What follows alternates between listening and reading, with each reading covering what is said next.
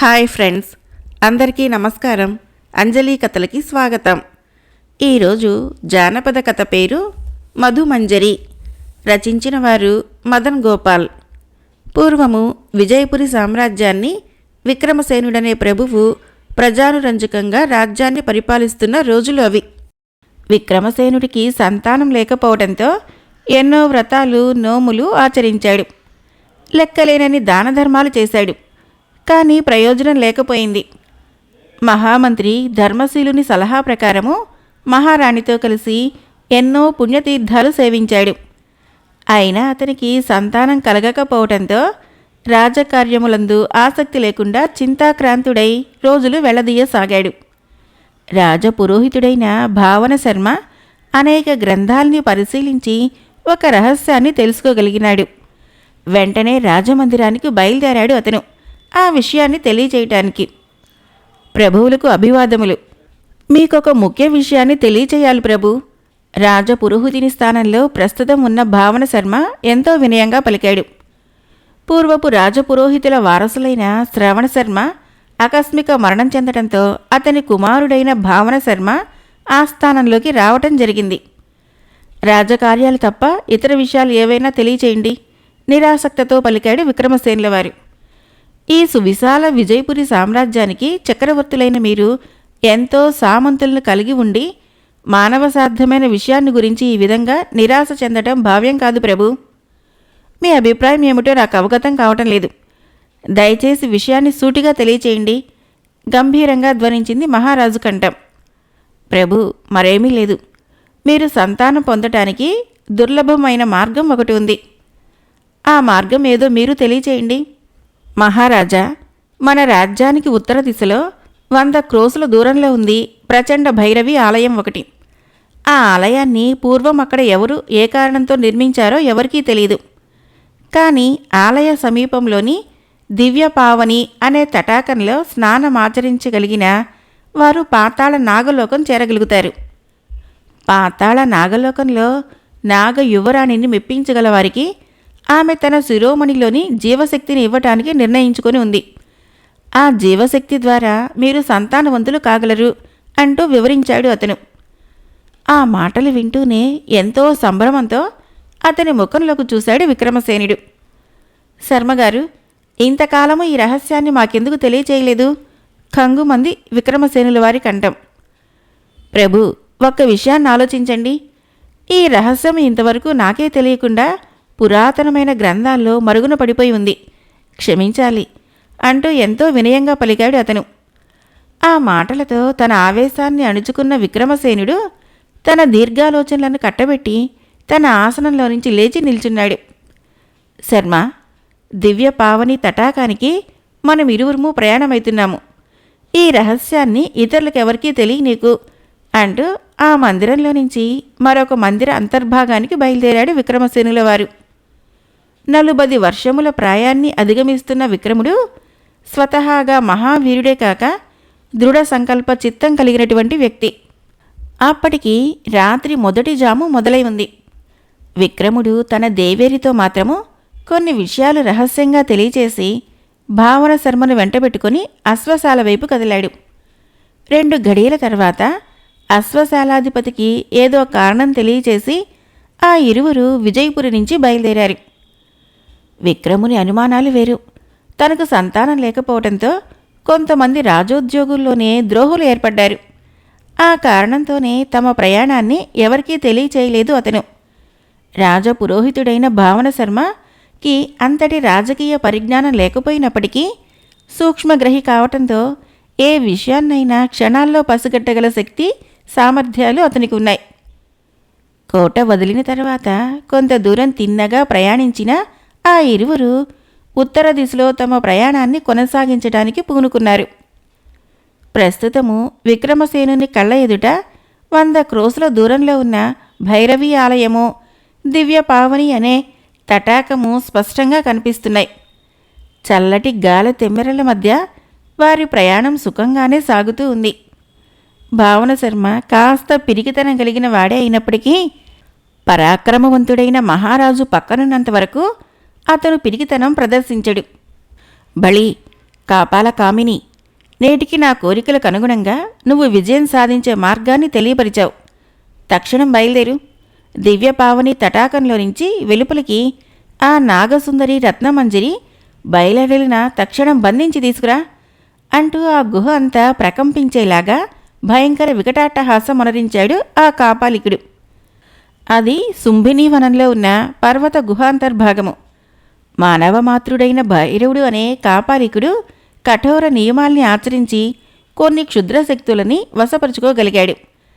అంతటితో సంతృప్తి చెందక తనకు జరిగిన అవమానానికి ప్రతీకారంగా సమస్త రాజలోకంలోని క్షత్రియ వీరులందరినీ జయించాలని, ఈ భూమండలాన్ని తానే ఏకఛత్రాధిపత్యంగా పరిపాలించాలని కలలు గనడంతో అతని కోరికలకు అంతే లేకుండా పోయింది. కాపాలక, నాగయువరాణిని రత్నమంజరిని వశపరుచుకోవడము మనం భావించినంత సులభమైన విషయం కాదు.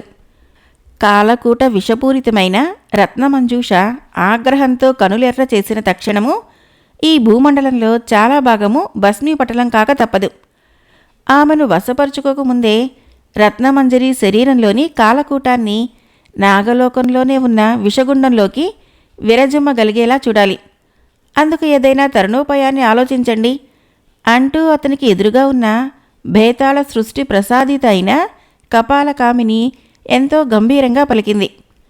సమస్త భూతకోటికి ప్రభువైన బేతాళుడు భైరవునికి వశం కావటంతో గర్వాంధుడై శక్తికి మించిన ఆశలతో విర్రవీగుతున్నాడని కామినీకు తెలుసు. కాని తాను అతనికి వసురాలై ఉండవలసిందిగా బేతాళ చక్రవర్తి ఆజ్ఞ కావటంతో మౌనంగా ఉండిపోయింది. కపాలకామిని, కోరిన కోరికలు తీర్చగల భూతరాణి, నీ అందంతో మమ్మల్ని పిచ్చివారిని గావిస్తున్నావు. ఈ ఉన్మాదాన్ని నేను భరించలేను.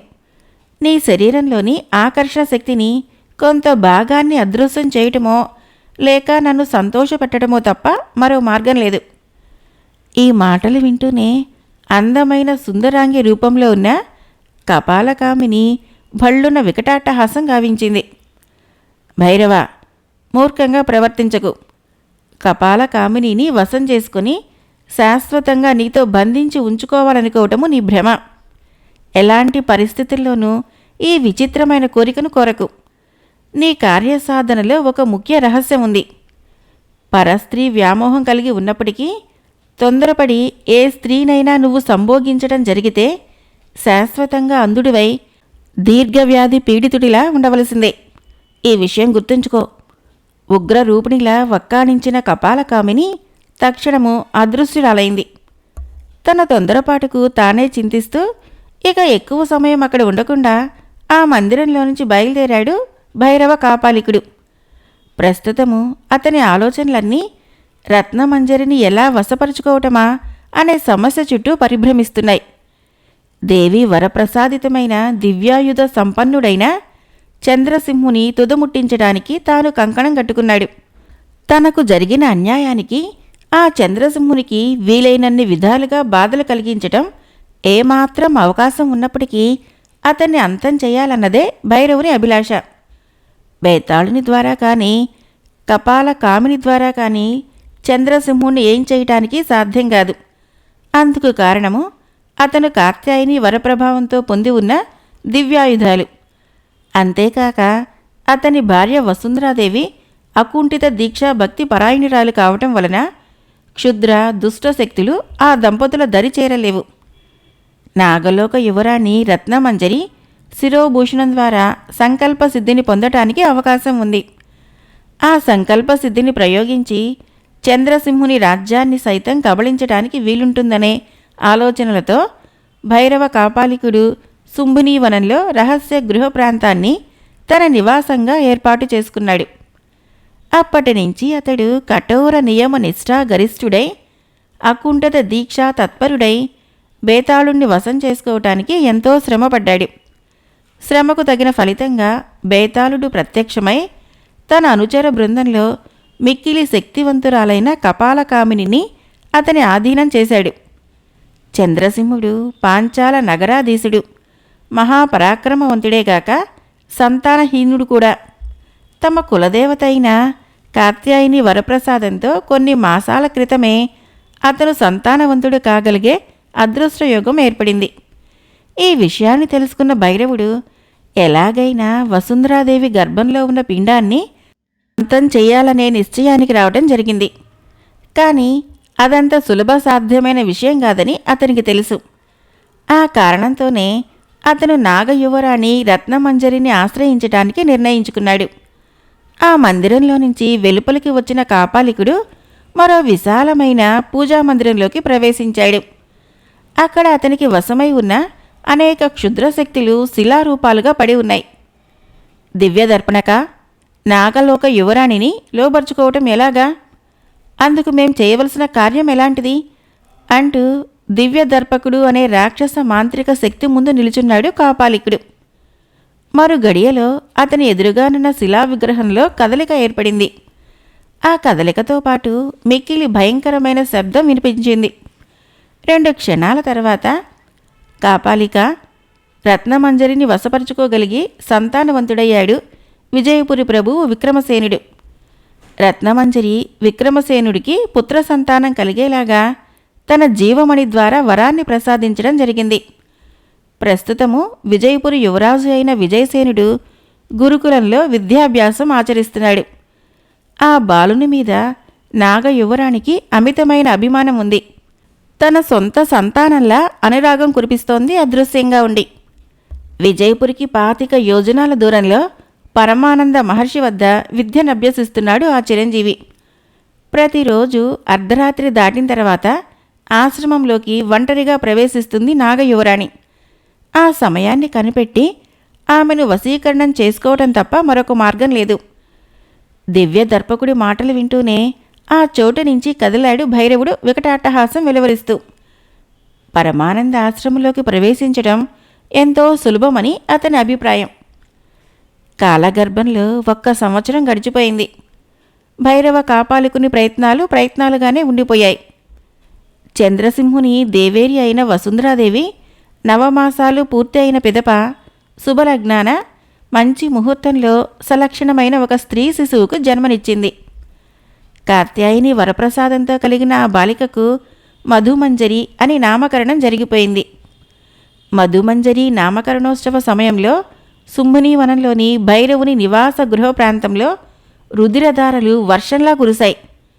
ప్రళయ భీకరమైన శబ్దాలతో వెలిబుచ్చలేని విధంగా ప్రళయకాలం నాటి మేఘగర్జనలతో దద్దరిల్లిపోయింది ఆ ప్రాంతమంతా. దీర్ఘాలోచన నిమగ్నుడై ఉన్న భైరవుడు త్రుళ్ళిపడి అందుకు కారణం ఏమిటో తెలుసుకోవటానికి తన క్షుద్రశక్తుల సాయంతో ప్రయత్నించాడు. కానీ అతనికి కటిక చీకటి, శూన్యంలో ఒక వింత కాంతిపుంజం తప్ప మరేమీ గోచరించలేదు. అనూహ్యమైన ఆ సంఘటనతో అతను కలవరపడ్డాడు. వెంటనే తన విధేయురాలై ఉన్న కపాల కామినిని ధ్యానించాడు భైరవుడు. భైరవుని ధ్యానంతో కపాల కామిని ఊహించినంతటి అందమైన యువతి రూపంలో అతని ముందు సాక్షాత్కరించింది. భైరవ, ఏమిటి నీ కోరిక? కపాల కామిని, నా గుహ ప్రాంగణంలో రుధిరధారలు వర్షించాయి, ప్రళయధ్వనులు వినిపించాయి. ఈ సంఘటనలకి కారణం తెలుసుకోవాలన్న అభిలాషతో నిన్ను ధ్యానించాను. ఆమె అందమైన శరీరంలోని వంపు సొంపుల్ని తమకంతో వీక్షిస్తూ పలికాడు భైరవుడు. 1 క్షణం కళ్ళు మూసుకుంది కపాలకామిని. భైరవ, నీ విరోధి అయిన చంద్రసింహునికి పుత్రికా సంతానం కలిగింది. ఆమె కారణజన్మురాలు. ఆ బాలికకు నామకరణ జరిగింది. ఆ క్షణంలోనే నీ గుహ ప్రాంతమంతా రుధిరధారలతో నిండిపోయింది. ఎప్పటికైనా మధుమంజరి ద్వారానే నువ్వు మృత్యువాత పడక తప్పదు అంటూ అతన్ని మౌనంగా చూస్తూ ఉండిపోయింది. మధుమంజరి ఎవరు? అదిరిపడుతూ ఆత్రుతగా ప్రశ్నించాడు అతను. ఆమె చంద్రసింహునికి కలిగిన వరప్రసాదిని అంటూ అదృశ్యురాలైంది కపాలకామిని. ఆ మాటలు వింటూనే దీర్ఘాలోచనలోకి జారిపోయాడు భైరవుడు. మృత్యుముఖం నుంచి ఎలా తప్పించుకోవాలా అనే సందేహం అతనికి ఏర్పడింది. అప్రయత్నంగా అతనికి గురువుగారైన ప్రచండుడు గుర్తుకు వచ్చాడు. క్షుద్ర విద్యలలో తనకి శిక్షణ ఇచ్చి ఒక మాంత్రికునిగా చేసిన గొప్ప శక్తి సంపన్నుడు. అతన్ని ఆశ్రయించక తప్పదు. బళ్ళాన అడవుల ప్రాంతంలో ప్రచ్ఛన్నంగా ఉంటూ ఉన్న మాంత్రికుని వద్దకు బయలుదేరాడు భైరవుడు. ఎదురుగా నిలువెత్తుతో ఉన్న ప్రచండ భైరవి విగ్రహము మిక్కిలి భీకరంగా కనిపిస్తూ ఉంది. అదృశ్య రూపంలో ఉన్న ప్రచండు మంత్రోచ్చారణలు గావిస్తూ భైరవుని నియమనిష్టలతో ఉపాసిస్తూనే ఉన్నాడు. సర్వమంత్ర మాయా క్షుద్ర శక్తులను కైవసం చేసుకున్న అతనికి మరేదో కోరిక జనించటంతో ఆ ప్రయత్నాల్లో ఉన్నాడు. అతని అంతరంగంలో ఉన్న ఆ కోరిక ఏమిటో తెలియటం లేదు ఎవరికి. భైరవుని నివాసమైన సుంభిని వనంలో నుంచి చాలా దూరంలో ఉన్నాయి ఆ అడవులు. సాధారణంగా ఆ అడవుల్లోకి మానవ మాతృలు ప్రవేశించలేరు. బళ్ళాన రాజ్యంలోని ఆ అడవులంటే ఎలాంటి వారికైనా భీతి ఏర్పడకపోదు. భయంకరమైన క్రూర మృగాలతోనూ వాటిని మించిన ఆటవిక జాతులతోనూ నిండి ఉండే అరణ్యాలు అవి. తన గుహ వద్ద నుంచి బయలుదేరిన భైరవుడు అదృశ్య గమనుడై గురువుగారైన ప్రచండుల వారి నివాసస్థానం ముందు నిజరూపం దాల్చాడు. అద్వితీయమైన క్షుద్రశక్తులు ఎన్నో కావలి కాస్తున్నప్పటికీ ప్రచండుని శిష్యులైన భైరవుని విషయంలో అవన్నీ మౌనం వహించాయి. లోనికి పూజామందిరంలోకి ప్రవేశించిన భైరవుడు కొంచెం సమయము మౌనంగా నిల్చొని ఉండిపోయాడు. ఇంతలో భైరవుని ఎదుట ప్రత్యక్షమయ్యాడు ప్రచండు. అతన్ని చూడగానే భైరవుడు భక్తి వినయాలు ఉట్టిపడేలాగా నమస్కరించాడు. గురుదేవా, మీరే నన్ను రక్షించాలి. భైరవ, భయపడకు, ఏం జరిగింది? ఈ ప్రచండు ఉన్నంతవరకు, ఆ ప్రచండ భైరవి కరుణ నా మీద ఉన్నంతవరకు నీకేర్పడిన ఆపద ఏదీ ఉండదు. ఏమిటి విషయం తెలియచేయి, ఏం జరిగిందో వివరించు. గురుదేవా, నా శత్రువైన చంద్రసింహునికి కార్త్యాయని వరప్రసాదంతో ఒక బాలిక జన్మించింది. ఆ బాలిక ద్వారా నాకు మృత్యుగండం ఉందని కపాలకామిని తెలియచేసింది అంటూ మౌనం వహించాడు.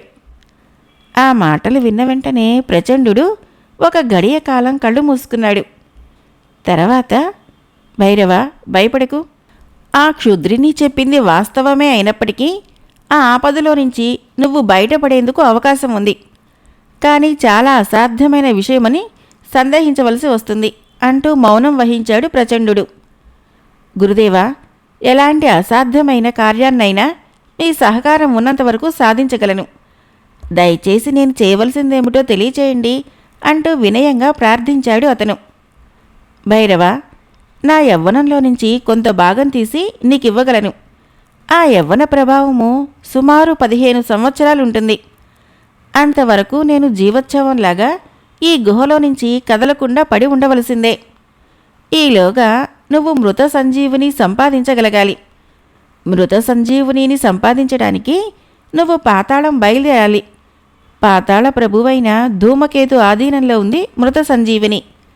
తద్వారా నువ్వు మధుమంజరి ద్వారా మరణించే దురవస్థలో నుంచి బయటపడగలవు గంభీరంగా పలికాడు ప్రచండు. గురుదేవా, పాతాళానికి చేరే మార్గం తెలియని నేను ఎలా వెళ్ళగలను? అమాయకత్వంతో ప్రశ్నించాడు అతను. మూర్ఖుడా, నా యవ్వన శక్తులు నీకు ప్రసాదించిన క్షణం నుంచే నాలోని దివ్యశక్తులన్నీ నీ వశమైతాయి. కానీ ఒక్క విషయం నువ్వు గుర్తుంచుకోవాలి.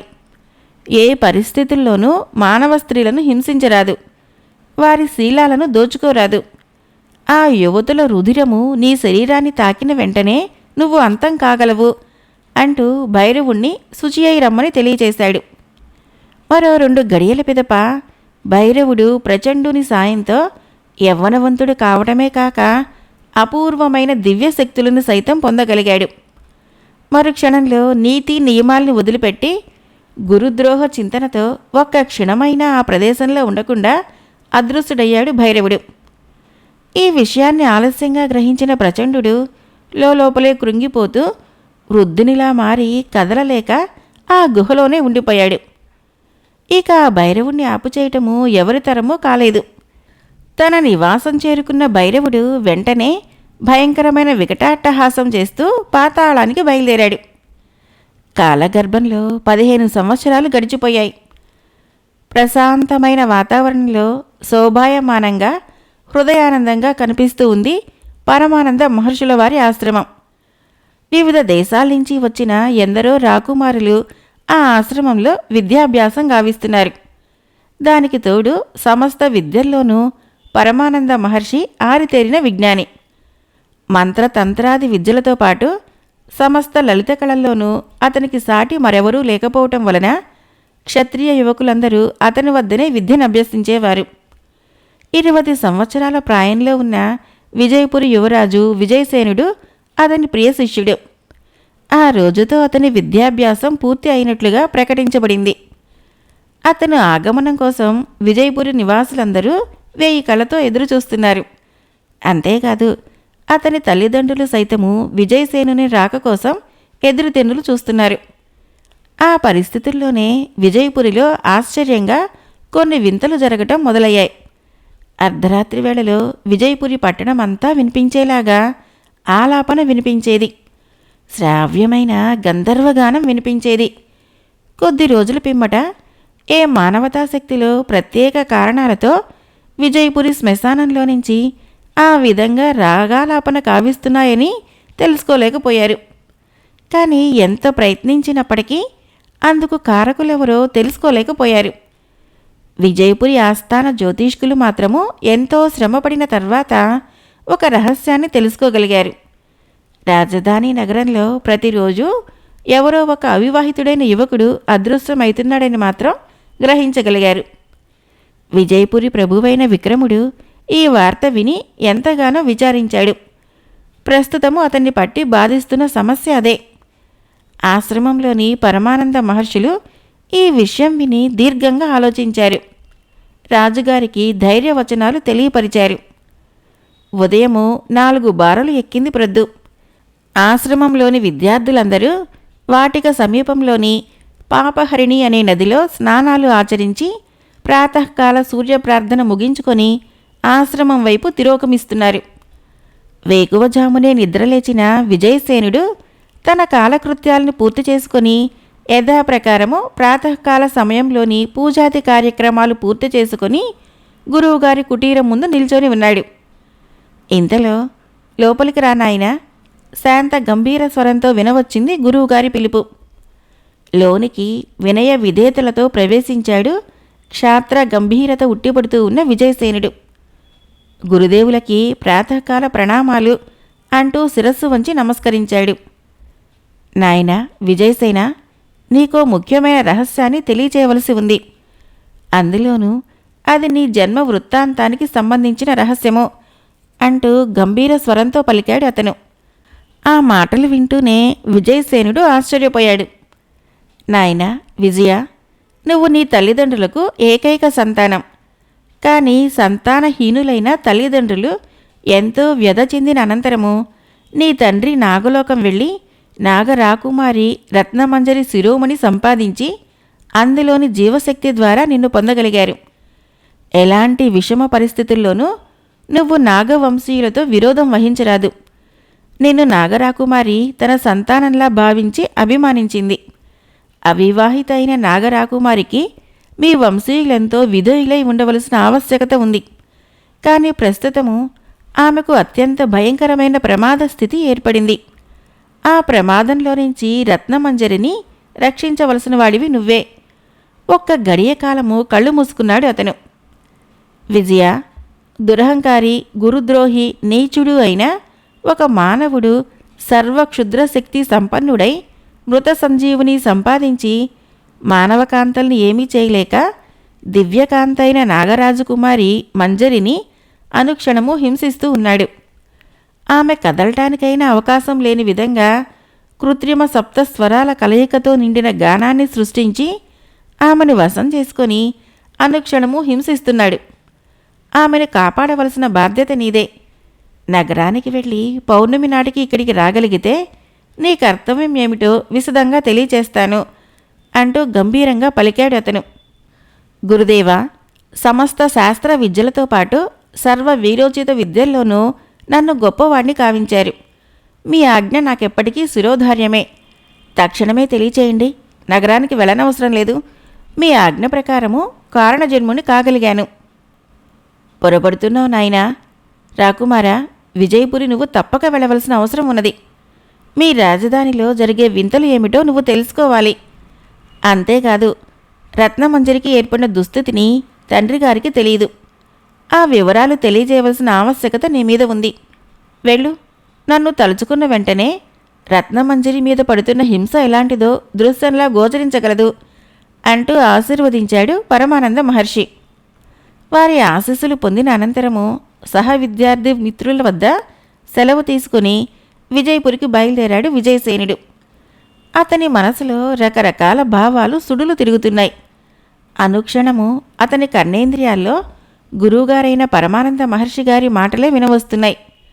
ఆ విషయాలను గురించే ఆలోచిస్తూ ఉన్నాడు విజయసేనుడు. అది అతని దారి కావటంతో ప్రకృతి సౌందర్యాన్ని తిలకిస్తూ రాజధాని వైపు ప్రయాణిస్తున్నాడు విజయసేనుడు. సూర్యుడు పడమటి దిశకు తిరిగిన వేళ అయింది. పరిసరాల్ని గమనిస్తూ ప్రయాణిస్తున్న విజయసేనుడికి కర్ణేంద్రియాలు చిల్లులు పడేలా వినవచ్చింది ఒక భీకరమైన ఆర్తనాదం. ముందుకడుగు వేయబోయిన అతడు కించిత్ ఆశ్చర్యానికి లోనైతూ అయోమయంగా నలువైపులకు తన దృష్టిని సారించాడు. కానీ అతని కళ్ళకు ఎవరూ కనిపించకపోవడంతో మరింత ఆశ్చర్యంతో దారిలోని ఆర్తనాదం వినవచ్చిన దిశకేసి బయలుదేరాడు. సుమారు 10 అడుగులైనా వేయకముందే ఒక పొదచాటు నుంచి బీతహరిణిలా 20 సంవత్సరాల ప్రాయంలో ఉన్న ఒక యవ్వనవతి అయిన గ్రామీణ యువతి తొలగిపోతున్న పైట చెంగునైనా పట్టించుకోకుండా అతని సమీపంలోకి వచ్చింది. మీరెవరో క్షత్రియ వీరులా ఉన్నారు. ఆ రాక్షసుని బారి నుంచి నన్ను కాపాడండి. ఆ దుర్మార్గుడు నా శీలాన్ని అపహరించడానికి ప్రయత్నిస్తున్నాడు అంటూ విజయసేనుడి పాదాల మీద వ్రాలింది ఆ నిస్సహాయురాలు. ఆశ్చర్యంలో నుంచి తేరుకున్న రాకుమారుడు ముందుకు చూశాడు. నిశిత కరవాలాలు ధరించిన కొంతమంది దృఢకాయులైన సైనికులు పరుగులతో అటు రావటం చూశాడు. భయపడకు సోదరి, ఎవరా నీచులు? నీ వెంటబడటానికి కారణం ఏమిటి? విస్మయ చకితుడై ప్రశ్నించాడు. వారు ఏ దేశ సైనికులో తెలీదు. నాది మాత్రము ఈ సమీపంలో ఉన్న మాధవపురము. నా తండ్రి ఆ గ్రామంలో రైతు. గ్రామం వెలుపల ఉన్న మా తోటలో నేను ఒంటరిగా ఉన్న సమయం చూసి నన్ను బలాత్కరించడానికి పూనుకున్నాడు వారి నాయకుడు. నేను ప్రాణభయంతో పరుగులు తీస్తూ ఇటు రావడం జరిగింది అంటూ ఆ యువతి దుఃఖభారంతో తన వివరాలు తెలియచేసేలోగా ముష్కరాల వంటి ఆ సైనికులు 3 వైపుల నుంచి ప్రచండమైన వేగంతో తమ నడుములకు వ్రేలాడుతున్న నిశిత కరవాలాలని వెలుపలికి లాగి మిక్కిలి వేగంతో ముందుకు దూకారు. దూకిన వెంటనే విజయసేనుణ్ణి ఆ యువతిని తెగతార్చే అభిప్రాయంతో తమ ఆయుధాల్ని దూశారు. అప్పటికి విజయసేనుడి వద్ద ఎలాంటి ఆయుధమూ లేదు. ఆ యువతి చేయి పట్టి యువతలగా లాగాడు అతను. సోదరి, అలా పక్కకు వెళ్ళి నిల్చొని చూడు, వీరి ఆట నేను కట్టిస్తాను అంటూ చటాలున ఒక పొదచాటుకు దూకాడు. అదే సమయానికి వారి నాయకుడైన మరో దృఢకాయుడు తమ అశ్వం మీద ఆ చోటులోకి చేరుకున్నాడు. చెవులు చిల్లులు పడేలా ప్రళయ భయంకరంగా వినవచ్చింది సింహగర్జన ఒక పొదచాటు నుంచి. ఆయుధాలు ధరించి ఉన్న ముసుగు వ్యక్తులతో పాటు వారి నాయకుడి సహితము మిక్కిలి ఆందోళనకు గురైతూ ఆ చోటులో నుంచి పారిపోవటం మొదలుపెట్టారు. ఆగకుండా సింహగర్జన మరో 2 క్షణాల పాటు వినిపించింది. ఆ గ్రామీణ యువతి భయంతో వణికిపోయింది నిలువెల్లా. సైనికుల రూపాల్లో ఉన్న ఆ ముసుగు వ్యక్తులందరూ పారిపోయిన తర్వాత పొదచాటు నుంచి వెలుపలికి వచ్చాడు విజయసేనుడు. భయపడ్డావా సోదరి? నేనే ఆ విధంగా గర్జనలు చేశాను. ఇక పద, నేను విజయపురం వెళ్ళాలి. మధ్యదారిలోనే మాధవపురం ఉంది. నిన్ను మీ గ్రామంలో వదిలి నా దాన నేను వెళ్తాను అంటూ ముందుకు కదిలాడు. మౌనంగా అతనికేసి విచిత్రంగా చూసిన ఆ యువతి అడుగులు వేసింది దారిలోకి. ఇరువురు కాలినడకన బయలుదేరారు. మాధవపురం గ్రామం నుండి ఒంటరిగా బయలుదేరాడు యువరాజు విజయసేనుడు. అతనికి ముసుగు వేషాలు ధరించి ఆ యువతి వెంటబడింది ఎవరైంది అవగాహన కాలేదు. ఎంత ఆలోచించినా కూడా. రాత్రి మొదటి జాము మొదలైతున్న సమయానికి కోటకు చేరుకున్నాడు విజయసేనుడు. అతని రాకను గురించి ముందుగానే తెలిసి ఉన్న నగర పౌరులందరూ సంతోషంతో సంబరాలు జరుపుకోవడం మొదలుపెట్టారు. రాత్రి మొదటి జాము అయినప్పటికీ నగరంలోని పౌరులందరికీ యువరాజు ఆగమనం పట్ల ఎంతో ఆసక్తి ఉండటం విశేషం. రాత్రులందరూ మరుభూమిలో నుంచి వినవచ్చే గంధర్వగానము, అదృశ్యమైతున్న యవ్వనంలోని యువకుల రహస్యము ఎలాగైనా తమ యువరాజు తెలుసుకోగలడనే విశ్వాసము వారిలో ఉంది. అర్ధరాత్రి వరకు అందరితో సంతోషంగా గడిపిన యువరాజు ఉపసేనాని ధీరకేతు లేకపోవటం గుర్తించాడు. నాన్నగారు, ధీరకేతు కనిపించడం లేదు. ఏదైనా రాజకార్యంలో నిమగ్నులై ఉన్నారా? అవును విజయ, మాధవపురం ఎల్లల్లోని గ్రామాల్లో సుంకం రావలసి ఉంది. దాన్ని వసూలు చేయటానికి వెళ్ళాడు అంటూ అందరూ విశ్రాంతి కోసం బయలుదేరారు వారి వారి మందిరాల వైపు. అర్ధరాత్రి దాటిన తర్వాత కొంత సమయానికి వీణులు విందుగా మొదలైంది శ్మశానంలో నుంచి గంధర్వగానం. ఆ గానం వింటూనే అదిరిపాటుతో లేచి కూర్చున్నాడు తల్పం మీద యువరాజు విజయసేనుడు. ఆ గానం వినే కొద్దీ ఒక విధమైన ఉన్మత్తత ఆవహించసాగింది. వెంటనే తన చెవుల్లో ఆ గానం పడకుండా పడక మీద నుంచి లేచిన అతను జాగ్రత్త వహిస్తూ అక్కడ ఎక్కువ సమయం ఉండకుండా శ్మశానం వైపు బయలుదేరాడు. శ్మశానంలో అతని కళ్ళకు ఎవరూ కనిపించలేదు. కానీ ఆ గానం మాత్రం వినిపిస్తూనే ఉంది. ఆ గానంలో ఏదో మహాద్భుతమైన ఆకర్షణ శక్తి ఉందని సులభంగా గ్రహించాడు. తాను బయలుదేరిన సమయంలోనే నిశ్చితమైన తన కరవాలాన్ని చేత ధరించి వచ్చాడు. తన రాజ్యానికి ఏదో అరిష్టం వాటిల్లుతూ ఉందని, ఏవో దుష్టశక్తులు విజృంభించాయని అనుమానిస్తూ ముందుకి కొంత దూరం వెళ్లకముందే అతనికి ఒక విషయం బోధపడింది. ఆ గానామృతం తనని ఆకర్షించలేదని, అందుకు కారణము తన గురువుగారైన పరమానంద మహర్షులు ప్రసాదించిన జపమాలికే అని అర్థమైంది అతనికి. ఇక ఆలస్యం చేయకుండా కరవాలాన్ని చేతధరించి విజయసేనుడు పట్టరాని ఆవేశంతో శ్మశానంలో కొంత దూరం వరకు కలిగి తిరిగాడు. కానీ అతని దృష్టిలో ఎవరూ పడలేదు. సమయం గడిచే కొద్దీ ఆ గానము మరింత సమీపంలో నుంచి వినరావటం మొదలైంది. ఆపు నీ దుష్ట ప్రయత్నాలు, ఇవేమీ నా ముందు ఉపయోగపడవు. నువ్వు ఎవరై ఉన్నప్పటికీ నాకనవసరం. తక్షణము నా ఎదుట సాక్షాత్కరించకపోతే నేను ఏం చేయగలనో నిరూపిస్తాను. ప్రళయ గంభీర స్వరంతో పలికాడు అతను. కానీ అతని కంఠంలో నుంచి వెలువడిన ఆ మాటలు అతనికే వినిపించలేదు. అతని కంఠస్వరము మోగుబోయినట్లుగా తోచింది అతనికి. ఇంతలో మిక్కిలి వికృత రూపిణి అయిన ఒక దివ్యకాంత అతని ముందు సాక్షాత్కరించింది. ఆమె శరీరం మీద అమూల్యమైన ఆభరణాలున్నాయి.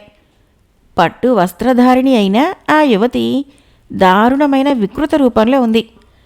అంతటి వికృత రూపంలో ఉన్న ఆ స్త్రీ జాలి నిండిన చూపులతో యువరాజు విజయసేనుని వైపు చూసింది. ఆ స్త్రీ ఆలపించే గానము ఒక్కసారిగా ఆగిపోయింది.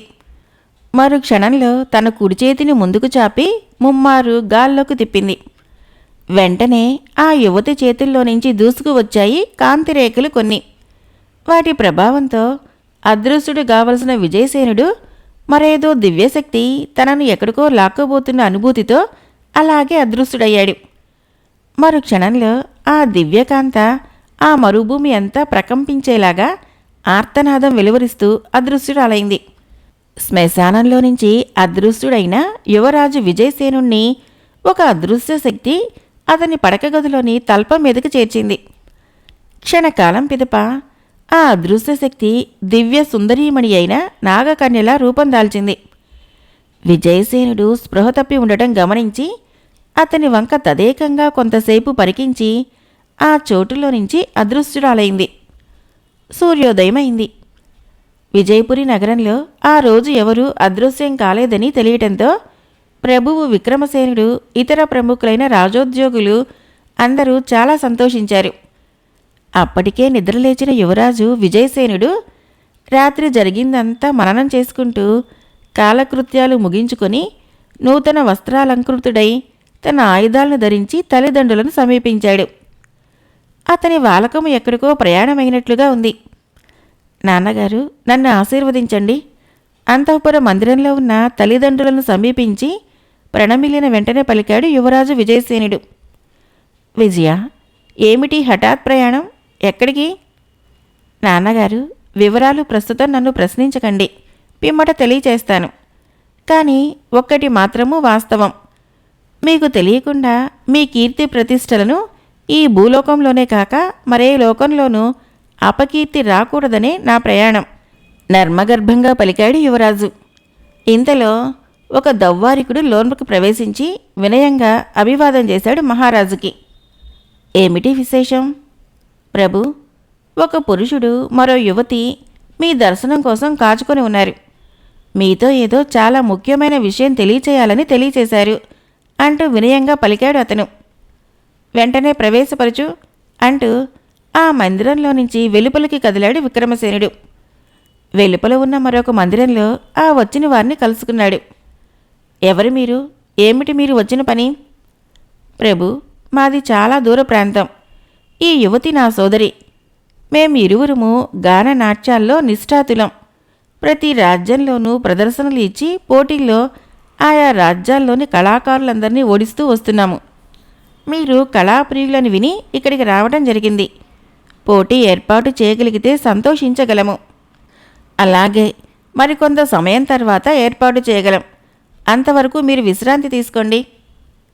యువరాజా, మీ ప్రయాణం రేపటికి వాయిదా వేయండి.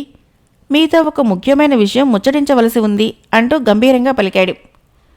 ఏదో ఆలోచనలు తన అంతరంగాన్ని ముసురుకుంటూ ఉండటంతో ఆ చోటులో నుంచి సభ వైపుకు కదిలాడు విజయసేనుడు. మరో 2 గడియల పిమ్మట విక్రమసేనుని సభలో గాన నాట్య పోటీలు మొదలయ్యాయి. ఆ పోటీల్లో ఎంతో ప్రయత్నించినప్పటికీ విజయాన్ని సాధించలేకపోయారు విక్రమసేనుని ఆస్థానంలోని నాట్యరాణులు, గాన కళానిధులు. ప్రభు, ఇక ఈ రాజ్యంలో మా ఇరువురితో పోటీ చేయగలవారెవరూ లేరా అంటూ ఆ వ్యక్తి గర్వాతిశయంతో ప్రశ్నించాడు. సభ అంతా నిశ్శబ్దంగా ఉంది. విక్రమసేనుడికి ఏం చెయ్యాలో దిక్కు తోచటం లేదు. విజయపురికి తీరని అవమానం వాటిల్లేలా ఉంది. ఆ అవమాన భారంలో నుంచి ఎలాగైనా బయటపడాలి ముందు.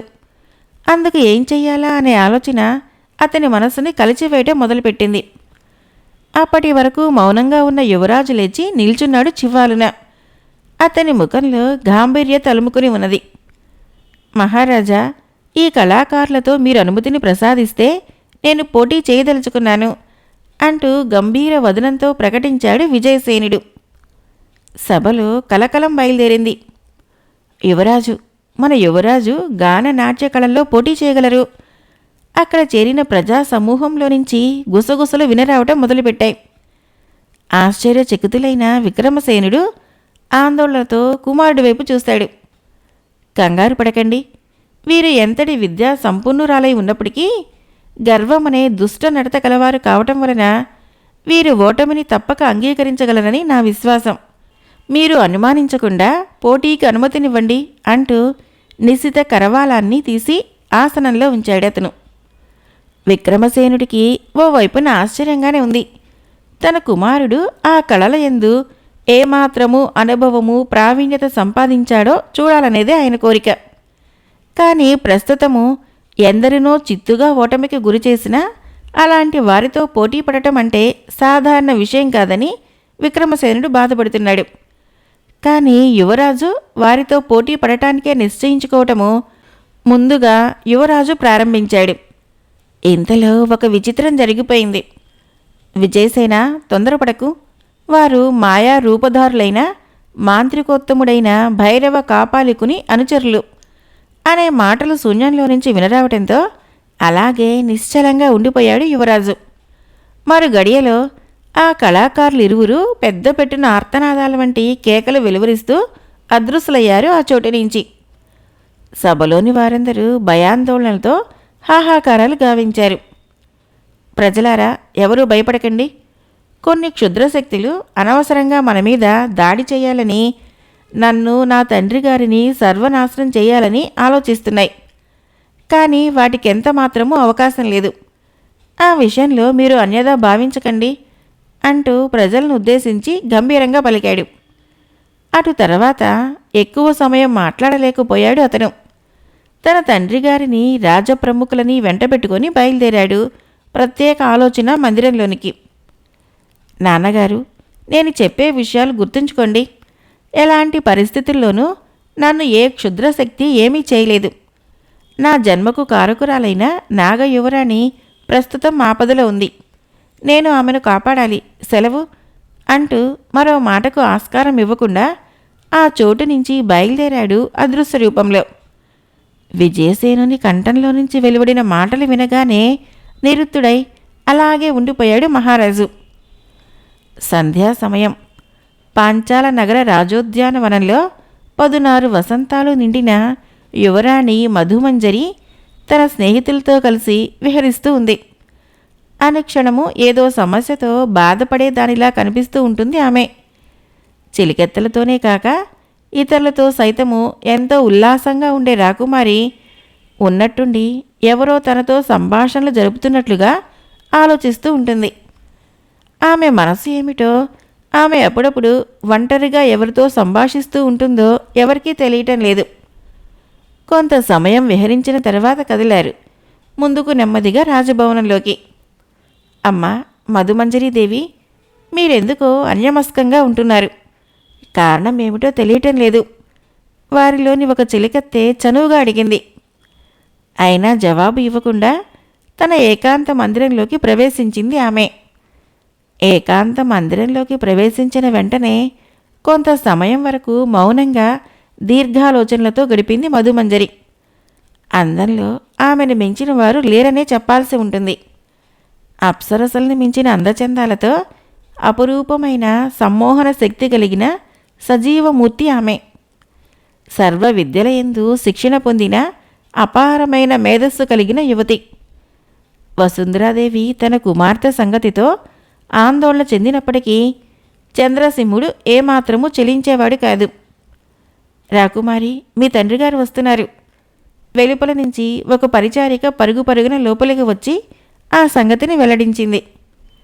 ఏదో విషయాన్ని గురించి ఆలోచిస్తున్న మధుమంజరి ఉలిక్కిపాటితో ఆ పరిచారిక వదనంలోకి చూస్తూ చటాలన లేచి నిల్చుంది. ఇంతలో రాజదంపతులు మంత్రి సేనానులతో కలిసి లోనికి రావటం, యువరాణి గారికి అభివాదములు చేయటము చకచకా జరిగిపోయాయి. అందరూ సుఖాసీనులైన తర్వాత, మధు, మీ నాన్నగారు నీకు స్వయంవరం నిర్ణయించనున్నారు.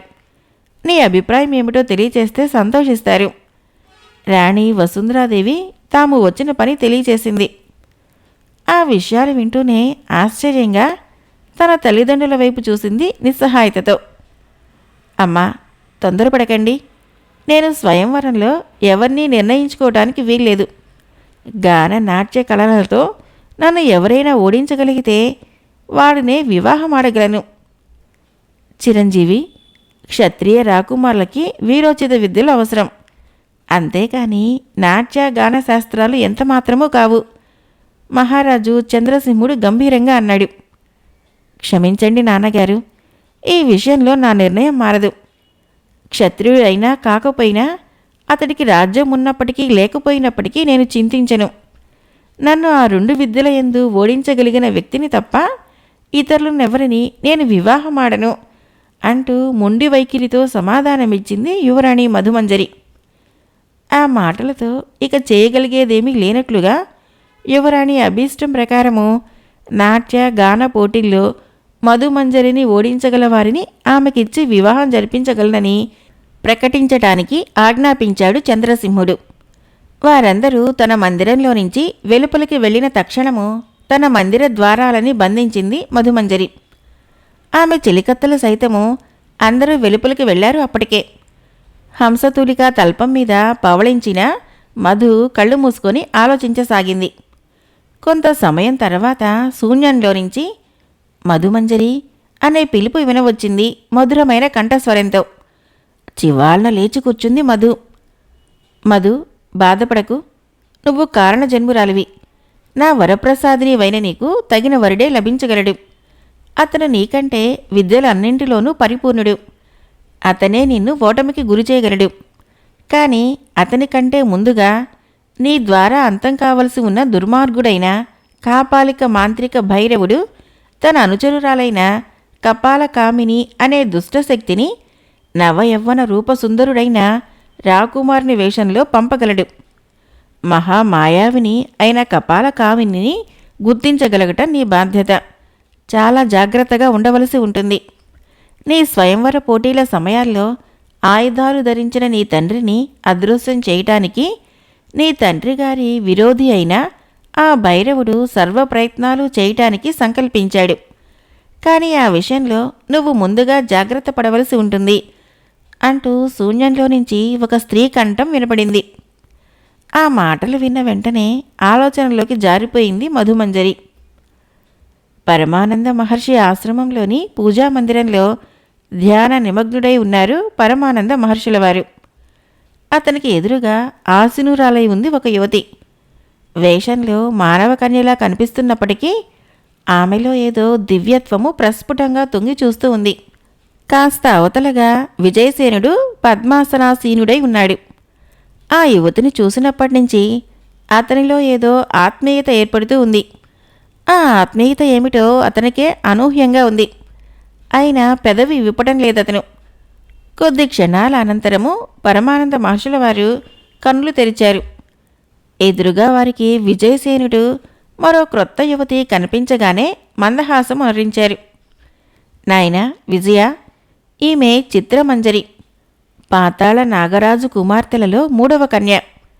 మొదట నాగమంజరి, రెండవ యువతి రత్నమంజరి, 3వది చిత్రమంజరి. నాగమంజరి, చిత్ర పాతాళ నాగలోకంలో ఉంటున్నారు. నాగలోకంలో రత్న ఉంటూ ఉండేది. నీ జన్మకు కారకురాలైన రత్న ప్రస్తుతము నిర్వీర్యురాలై ఆ నరరూప రాక్షసుని చేతిలో హింసలను అనుభవిస్తూ ఉంది.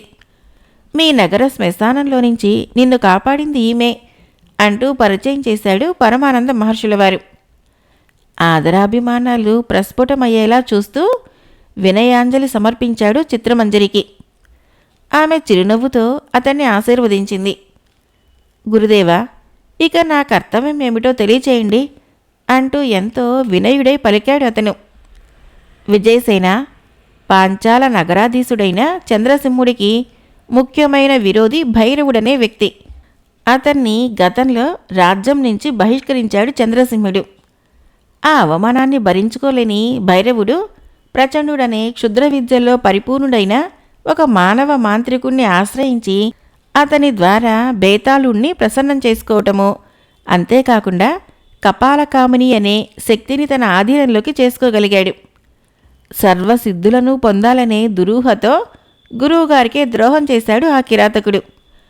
ప్రస్తుతము చంద్రసింహుని ఏకైక పుత్రిక అయిన మధు ద్వారా తనకు మరణం ఉందని తెలుసుకున్నాడు. ఆమెను తానే వివాహమాడాలనే కుతంత్రాలతో ఉన్నాడు అతను. చిత్రమంజరి సాయంతో నువ్వు వెంటనే పాంచాల నగరం బయలుదేరి వెళ్ళు. ఎలాగైనా ఆ దుర్మార్గుని ప్రయత్నాలను ఎదుర్కోవటం నీ బాధ్యత. కారణజన్మురాలైన మధు నీ అర్ధాంగి అయిన తర్వాత రత్నమంజరిని కాపాడే మార్గము దానంతట అదే బోధపడగలదు అంటూ చిత్రకు సైగ చేసి మౌనంగా ధ్యాన నిమగ్నుడయ్యాడు అతను. పాంచాల రాజ్యం అంతటా యువరాణి వివాహ వార్తలని చాటింపు వేశారు. ఇతర దేశాలకు సైతము వర్తమానాల్ని పంపించాడు చంద్రసింహుల వారు. దేశం నలుమూలల నుంచి ఎందరో విద్వాంసులు పాంచాల నగరం చేరుకోసాగారు. పరదేశాల నుంచి వస్తున్న వారికి వేరుగా విడిది ఏర్పాట్లు చేయబడుతున్నాయి. విజయసేనుడు చిత్రమంజరి సాయంతో పాంచాల నగరంలోకి ప్రవేశించాడు. అతను ఇప్పుడు వయసు మీరిన అనాకారిలా కనిపిస్తున్నాడు. ఎవరు విజయపురి యువరాజుని భావించరు. ఆ రోజే యువరాణి మధుమంజరి స్వయంవర ఏర్పాట్లు ప్రారంభమవుతాయని అందరికీ తెలుసు. అదే సమయానికి అదృశ్యుని రూపంలో వచ్చిన భైరవుడు తన క్షుద్రశక్తి ప్రయోగంతో మధుమంజరిని వశం చేసుకోగలిగాడు అంతఃపుర మందిరంలో. మధుమంజరి, పోటీలో పాల్గొనే ప్రతి ఒక్కరిని నువ్వు అన్ని వివరాలు అడిగి తెలుసుకోవలసి ఉంటుంది. నిన్ను సారంగుడనే యువకుడు తప్ప పోటీల్లో ఎవరూ గెలవలేరు. అతన్నే నువ్వు వివాహమాడవలసి ఉంటుంది అంటూ అదృశ్య రూపంలోనే ఆజ్ఞాపించాడు. ఆ మాటలు తమ కులదేవత అయిన కాత్యాయిని కంఠంలో నుంచి వెలువడినట్లు ఉండటంతో అసలు మోసం గ్రహించలేని ఆమె శిరస్సు నూపింది శూన్యంలోకి చూస్తూ. అలాగే స్పృహ తప్పిపోయింది మధు. అప్పుడు ఆమె మందిరంలో ఎవరూ లేరు. అదృశ్య రూపంలో ఉన్న భైరవుడు క్రూరంగా మందహాసం వనరిస్తూ ఆ రాజమందిరంలో నుంచి అదృశ్యుడయ్యాడు. అంతకుముందే కపాలకామిని సారంగుడు అనే నామంతో ఒక యువరాజు వేషం ధరించి విడిదిలో దిగి ఉంది. రాజభవనంలో నుంచి అదృశ్యుడైన భైరవుడు సారంగుని వేషంలో ఉన్న కపాలకామిని ముందు ప్రత్యక్షమయ్యాడు. ప్రస్తుతము కపాలకామిని భైరవునికి విపరీతంగా భయపడుతూ ఉంది. అందుకు కారణము భైరవుడు తన గురువుగారైన ప్రచండుణ్ణి మోసగించి పరిపూర్ణమైన విద్యలను సాధించటమే. ప్రచండుని యవ్వనంతో పాటు దివ్యశక్తులు సైతము భైరవునిలో ఉన్నంతవరకు అతన్ని ఎవరూ ఏమీ చేయలేరు. ఈ వివరాలు ఆమెకు తెలుసు. బేతాళుడు అతని చేతిలో లొంగి ఉన్నంతవరకు తాను స్వతంత్రురాలిని కావటం దుర్లభమైన విషయం. కపాలకామిని, నాట్యగాన పోటీల్లో నిన్ను ఎవరూ మించలేరు. తప్పకుండా విజయం నిన్నే వరించగలదు. భైరవ మాంత్రిక, ప్రస్తుతం మీరు సర్వశక్తి సంపన్నులు. మీకు తెలియజేయగలిగినంతటి దానను కాను. కానీ కాత్యాయని వరప్రసాదిని అయిన మధుమంజరికి తగిన వరుడు మరో కారణజన్ముడై ఉంటాడు. ఆ విషయాన్ని మీరు విస్మరిస్తున్నారు. కామిని, దుర్మార్గురాలా, అనుక్షణము నువ్వు నాతో వ్యతిరేకతనే ప్రదర్శిస్తున్నావు. ఎలాంటి పరిస్థితుల్లోనూ నిన్ను క్షమించడం నాకు అసాధ్యమైన విషయంగా ఉంది. అయినా నా అవసరాలు తీరేంతవరకు నిన్ను క్షమిస్తున్నాను అంటూ ఆ మందిరంలో నుంచి అదృశ్యుడైపోయాడు అతను. కపాలకామిని దీర్ఘాలోచనలో మునిగిపోయింది. పాంచాల రాజ్యసభలో పోటీలు ప్రారంభమయ్యాయి. దేశ దేశాల నుంచి వచ్చిన ఎందరో యువరాజులు మధుమంజరి రూపలావణ్యాలు విని ఆమెను పరిణయమాడే అభిప్రాయంతో అక్కడికి చేరుకుని ఉన్నారు. ముఖ్యంగా వారందరూ ఎలాగైనా ఆమెను గాన నాట్యాల్లో ఓడించి పరిణయమాడాలనే నిర్ణయంతో వచ్చినవారే. రాజ్యంలోని ఇతర ప్రముఖ విద్వాంసులు సైతము ఎందరో ఆ సభాభవనంలో ఉన్నారు. వారందరి ధ్యేయము జరగబోయే పోటీల పరిణామం చూడాలన్నదే. ముఖ్యంగా కొంతమంది మధుమంజరి నాట్యాన్ని చూడటానికి వచ్చినవారే. వాస్తవంలో ఆమెకు గురుదేవులు ఎవరైంది చివరకు ఆమె తల్లిదండ్రులకే తెలియదు. తమ కుమార్తె ఏ విధంగా ఎవరి ద్వారా ఆ రెండు విద్యలను అభ్యసించింది వారికి అంతు పట్టడం లేదు. మహావీరుడైన చంద్రసింహుడు తన కుమార్తె వలన ఎక్కడో అవమానాన్ని భరించవలసి వస్తుందనే ఆలోచనలతో బాధపడుతున్నాడు. అయినప్పటికీ తన అంతరంగంలోని భావాలని అణుచుకోవటం మొదలుపెట్టాడు. మొదటగా గానపోటీ మొదలైంది. ఓసారి అందరికీ నమస్కరించిన మధు తనకై కేటాయించుకొని ఉన్న ప్రదేశంలో ఆసీనురాలై వీణను సవరించుకుంది. ప్రథముడుగా సాళువపురం యువరాజు రంగంలోకి వచ్చాడు. అతని వివరాలు తెలుసుకున్న వెంటనే గానాన్ని ఆలపించటం మొదలుపెట్టింది మధు. కొంత సమయానికంతా సాళువనగరం యువరాజు తప్పుకున్నాడు. అతని నిష్క్రమణతో ఎందరో యువకులు పోటీలోకి ప్రవేశించారు. చివరిగా సారంగుని పేరుతో ఉన్న కపాలకామిని రంగంలోకి ప్రవేశించింది. మధుమంజరి సారంగుల మధ్య పోటీ మొదలైంది. కొన్ని గడియల తర్వాత మధు దీపకరాగం ఆలపించడం మొదలుపెట్టింది. సభలోని వారందరూ మంత్రముగ్ధులై మధుమంజరినే తిలకిస్తున్నారు. మధు దీపకరాగాన్ని ఆలపించడానికి పూనుకున్న కొంత సమయానికంతా ఆ సభాభవనము దేదీప్యమైన దీపకాంతులతో నిండిపోయింది. మధు గానాన్ని ఆలపిస్తూనే సారంగుని రూపంలో ఉన్న కపాలకామినికి సైగ చేసింది. సారంగ యువరాజుల వారు, ఈ వెలుగుని, ఈ వేడిమిని అదృశ్యం చేయవలసి ఉంటుంది తన గాన మాధుర్యంతో. ఆ గాన మాధుర్యానికి వెలుగుతున్న ఈ దీపకాంతులు అదృశ్యం కావలసి ఉంటుంది మృదుమధురంగా తెలియపరిచింది మధుమంజరి. బిక్కముఖం పెట్టాడు సారంగుడు. ఆ రూపంలో ఉన్న కపాలకామిని తన క్షుద్ర విద్యలన్నింటినీ ప్రయోగించింది. కానీ ఎంత ప్రయత్నించినప్పటికీ సాధ్యం కాకపోవడంతో మౌనం వహించింది. ఆ సభాభవనంలోనే ఉన్న భైరవుడికి సైతము ఎంతగానో ప్రయత్నించాడు. కానీ అతడికి అసాధ్యమైంది. ఏం చేయాలో అతనికి తోచకపోవటంతో మౌనం వహించాడు అతను. క్షణక్షణానికి ఆ దివ్యల కాంతుల వెలుగు అధికం కావటం గాక విపరీతమైన వేడిమిని ప్రసాదించడం మొదలుపెట్టాయి. సభలోని వారందరూ ఆందోళనకు గురి కావటం మొదలుపెట్టారు. చంద్రసింహుడు, వసుంధరాదేవి ఆందోళనతో చూడసాగారు. నాన్నగారు, గాన విద్యలోనే ఎవరూ నన్ను జయించలేకపోయారు. ఇక నాట్యం జోలికి వెళ్లవలసిన అగత్యం ఉండదు. ఈ సభాభవనంలో ఉన్నవారు ఎవరైనా సరే, ఎలాంటి వారైనా నాకనవసరమైన విషయం. ఈ దీపక రాగంలో నుంచి ఉత్పన్నమైన వేడిమిని చల్లార్చగలిగిన వారిని నేను వివాహమాడగలను. అంతటితో నా ఓటమిని అంగీకరించగలను అంటూ ఎంతో మృదువుగా పలికింది యువరాణి. సభాభవనంలో చివర భాగంలో ఉన్న అనాకారి వృద్ధుడి రూపంలోని విజయసేనుడు ముందుకు కదిలాడు. ఆ సభాభవనంలోని ప్రతి ఒక్కరూ కలవరపడ్డారు. కాని మధుమంజరి మాత్రము నిర్వికారంగా ఆశ్చర్యచకితి అయి అతన్నే చూడసాగింది. యువరాణిని సమీపించి అక్కడ ఉన్న వీణా వాయిద్యాన్ని తన చేతుల్లోకి తీసుకున్నాడు. ఒకసారి సభలోని వారందరికీ అభివాదము ఆచరించి తన గురువుగారిని ధ్యానించిన విజయసేనుడు వీణాతంత్రులను సవరించటం మొదలుపెట్టాడు. వీణాతంత్రుల సవరణతో రాగం ఆలపించడానికి పూనుకున్నాడు అతను. గంధర్వగానాన్ని మించిన గాన మాధుర్యము అతని కంఠంలో తొంగి చూసింది. క్రమక్రమంగా ఆరోహణ అవరోహణ క్రమాలని తప్పకుండా మేఘమల్హారు రాగాన్ని ఆలపించటం మొదలుపెట్టాడు. అప్పటి వరకు దేదీప్యమానంగా వెలుగుతున్న దివ్యల వెలుగులు అంతరించసాగాయి. ప్రకాశవంతంగా ఉండిన ఆకాశంలోని కారు మేఘాలు క్రమ్ముకొని వర్షధారలు ప్రారంభమయ్యాయి. సభాభవనంలో ఉన్న వేడిమి క్రమక్రమంగా తొలగిపోవనారంభించింది. మధుమంజరి చివాలన లేచి ముందుకు నడిచింది. తన చేతిలో ఉన్న వరమాలని విజయసేనుని కంఠసీమలో అలంకరించింది ఆమె. రాజ్యసభలో కలవరం ప్రారంభమైంది. వెంటనే తన గానాన్ని ఆపుచేసిన విజయసేనుడు మధుమంజరిని లేవదీసి అందర్నీ కలయి చూశాడు. సభాసదులారా, ప్రముఖులారా, మీరు ఊహించినట్లుగా నేను వృద్ధుణ్ణి కాను, అనాకారిని అంతకంటే కాను. విజయపుర యువరాజునైన విజయసేనుణ్ణి. కొన్ని ముఖ్యమైన కారణాల వల్ల నేను ఈ వేషం దాల్చవలసి వచ్చింది అంటూ గంభీరంగా ప్రకటించాడు అతను. మరి క్షణంలో యథారూపాన్ని దాల్చాడు అతను.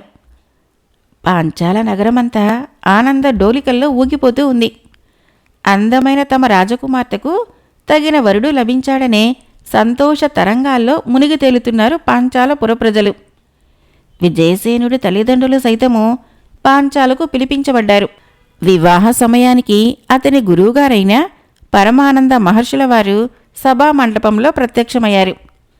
మధుకి ఒకవైపు సంతోషంగా ఉన్నప్పటికీ అదృశ్యవాణి చేసిన హెచ్చరికలు ఇంకా ఆమె కర్ణేంద్రియాల్లో గింగురుమంటున్నాయి. మధుమంజరి, నీ భర్త అయిన విజయసేనుడు సైతము నీలాగే కారణజన్ముడు. కాని మీ వివాహమైన తొలి రాత్రి మీరిరువురు ఎంతో జాగ్రత్తగా ఉండవలసి ఉంటుంది. అద్వితీయ బలసంపన్నుడైన భైరవ మాంత్రికుడు నిన్ను బంధించి నీ భర్తను అంతం చేయడానికి ప్రయత్నాలు చేస్తాడు. నీ తండ్రి వద్ద ఉన్న కాత్యాయిని వరప్రసాదైన విల్లంబులని నిశత కలవారాన్ని ఎలాగైనా నీ భర్తకు తీసి ఇవ్వటం నీ ధర్మం. మాంత్రికుని భృత్యగణంలోని కపాలకామిని చాలా శక్తివంతురాలు. ఎలాంటి పరిస్థితుల్లోనూ ఆమె సమ్మోహన శక్తికి నీ భర్త లొంగరాదు. ఆ జాగ్రత్త నువ్వు వహింపవలసి ఉంటుంది. ఆ మాంత్రికుని అంతిమ క్షణాలు నీ చేతిలోనే ఉన్నాయి. వివాహ వేడుకలు ముగిసిపోయాయి. తన తండ్రిని ప్రత్యేకంగా ఒక మందిరంలోకి తీసుకుని వెళ్ళాడు విజయసేనుడు.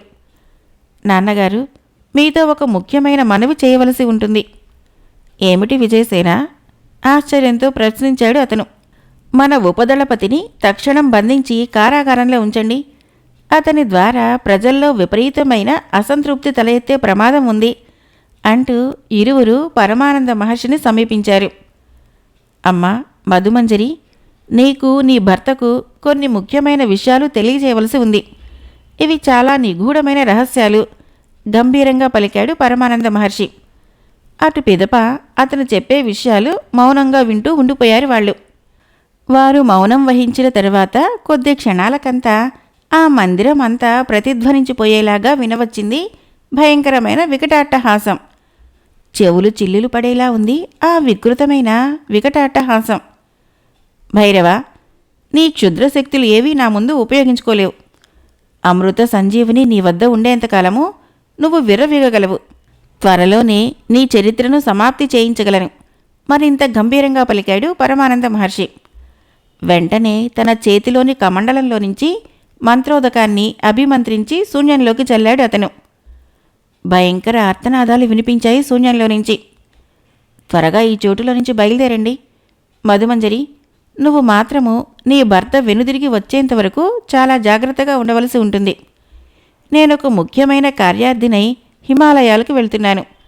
అంటూ పరమానంద మహర్షి విజయసేనుడితో మరికొన్ని వివరాలు తెలియచేసి బయలుదేరాడు ఆ చోటులో నుంచి. దేవి, నా జన్మకు కారకురాలైన ఆ దివ్యమూర్తిని రక్షించాలి. అందుకు నేను ఈ క్షణంలోనే బయలుదేరవలసి ఉంది. ముందుగా భైరవుని గురువుగారైన ప్రచండుణ్ణి కలుసుకోగలిగితే తప్ప మనకు వివరాలు తెలియవు అంటూ గంభీరంగా పలికాడు అతను. మీ వెంట నేను బయలుదేరగలను, కానీ మీ గురుదేవులు తెలియచేసిన వ్రతాన్ని ఆచరించాల్సిన అవసరం ఎంతైనా ఉంది అంటూ ఆ చోటులో నుంచి బయలుదేరింది తన మందిరం వైపు మధుమంజరి. మామగారు, నేను తక్షణం బయలుదేరాలి. మీరు అన్యదా భావించకండి. నేను వెంటనే ఒక ముఖ్యమైన కార్యార్థినై బళ్ళాల అరణ్యాల వైపు బయలుదేరవలసి ఉంది అంటూ అత్తమామల వద్ద సెలవు తీసుకున్న అతను వెంటనే బయలుదేరాడు బళ్ళాల అరణ్యాల వైపుకి. ప్రభు, ఆ మాధవపురం పడుచు విషయంలో మనల్ని ఎదిరించిన ఆ యువకుడు మన యువరాజట. మీ మీద అతనికి అనుమానం ఏర్పడిందని అందరూ రాజధానిలో అనుకుంటున్నారు. ఇక మీరు జాగ్రత్త వహించకపోతే ప్రయోజనం లేదు, గంభీరంగా పలికాడు ఆ వ్యక్తి. ఆ మాటలు వింటూనే విజయపురి ఉపదళపతి ధీరేంద్రుడు ఆవేశంతో పళ్ళు కొరికాడు. రే, ఈ రాత్రికే మన వారందరినీ సంసిద్ధంగా ఉండేలా హెచ్చరించండి. ఎలాగైనా రాజదంపతుల్ని, మంత్రి, సేనానుల్ని మనం బంధించాలి. తన కోర మీసాల్ని మెలికవేస్తూ పలికాడు అతను. ఆ మాటలు వింటూనే మౌనంగా ఉండిపోయాడు అతను. మరికొంత సమయానికి ఆ చోటులో నుంచి ధీరవర్మ మరో 100 మంది సైనికులు మారువేషాలు ధరించి బయలుదేరారు. అందరి చేతుల్లోనూ రకరకాల ఆయుధాలు ఉన్నాయి. రాత్రి మొదటి జాము దాటిపోయి ఉంటుంది. విజయపురి అరణ్యంలోని ఒక కోయగూడెం అది.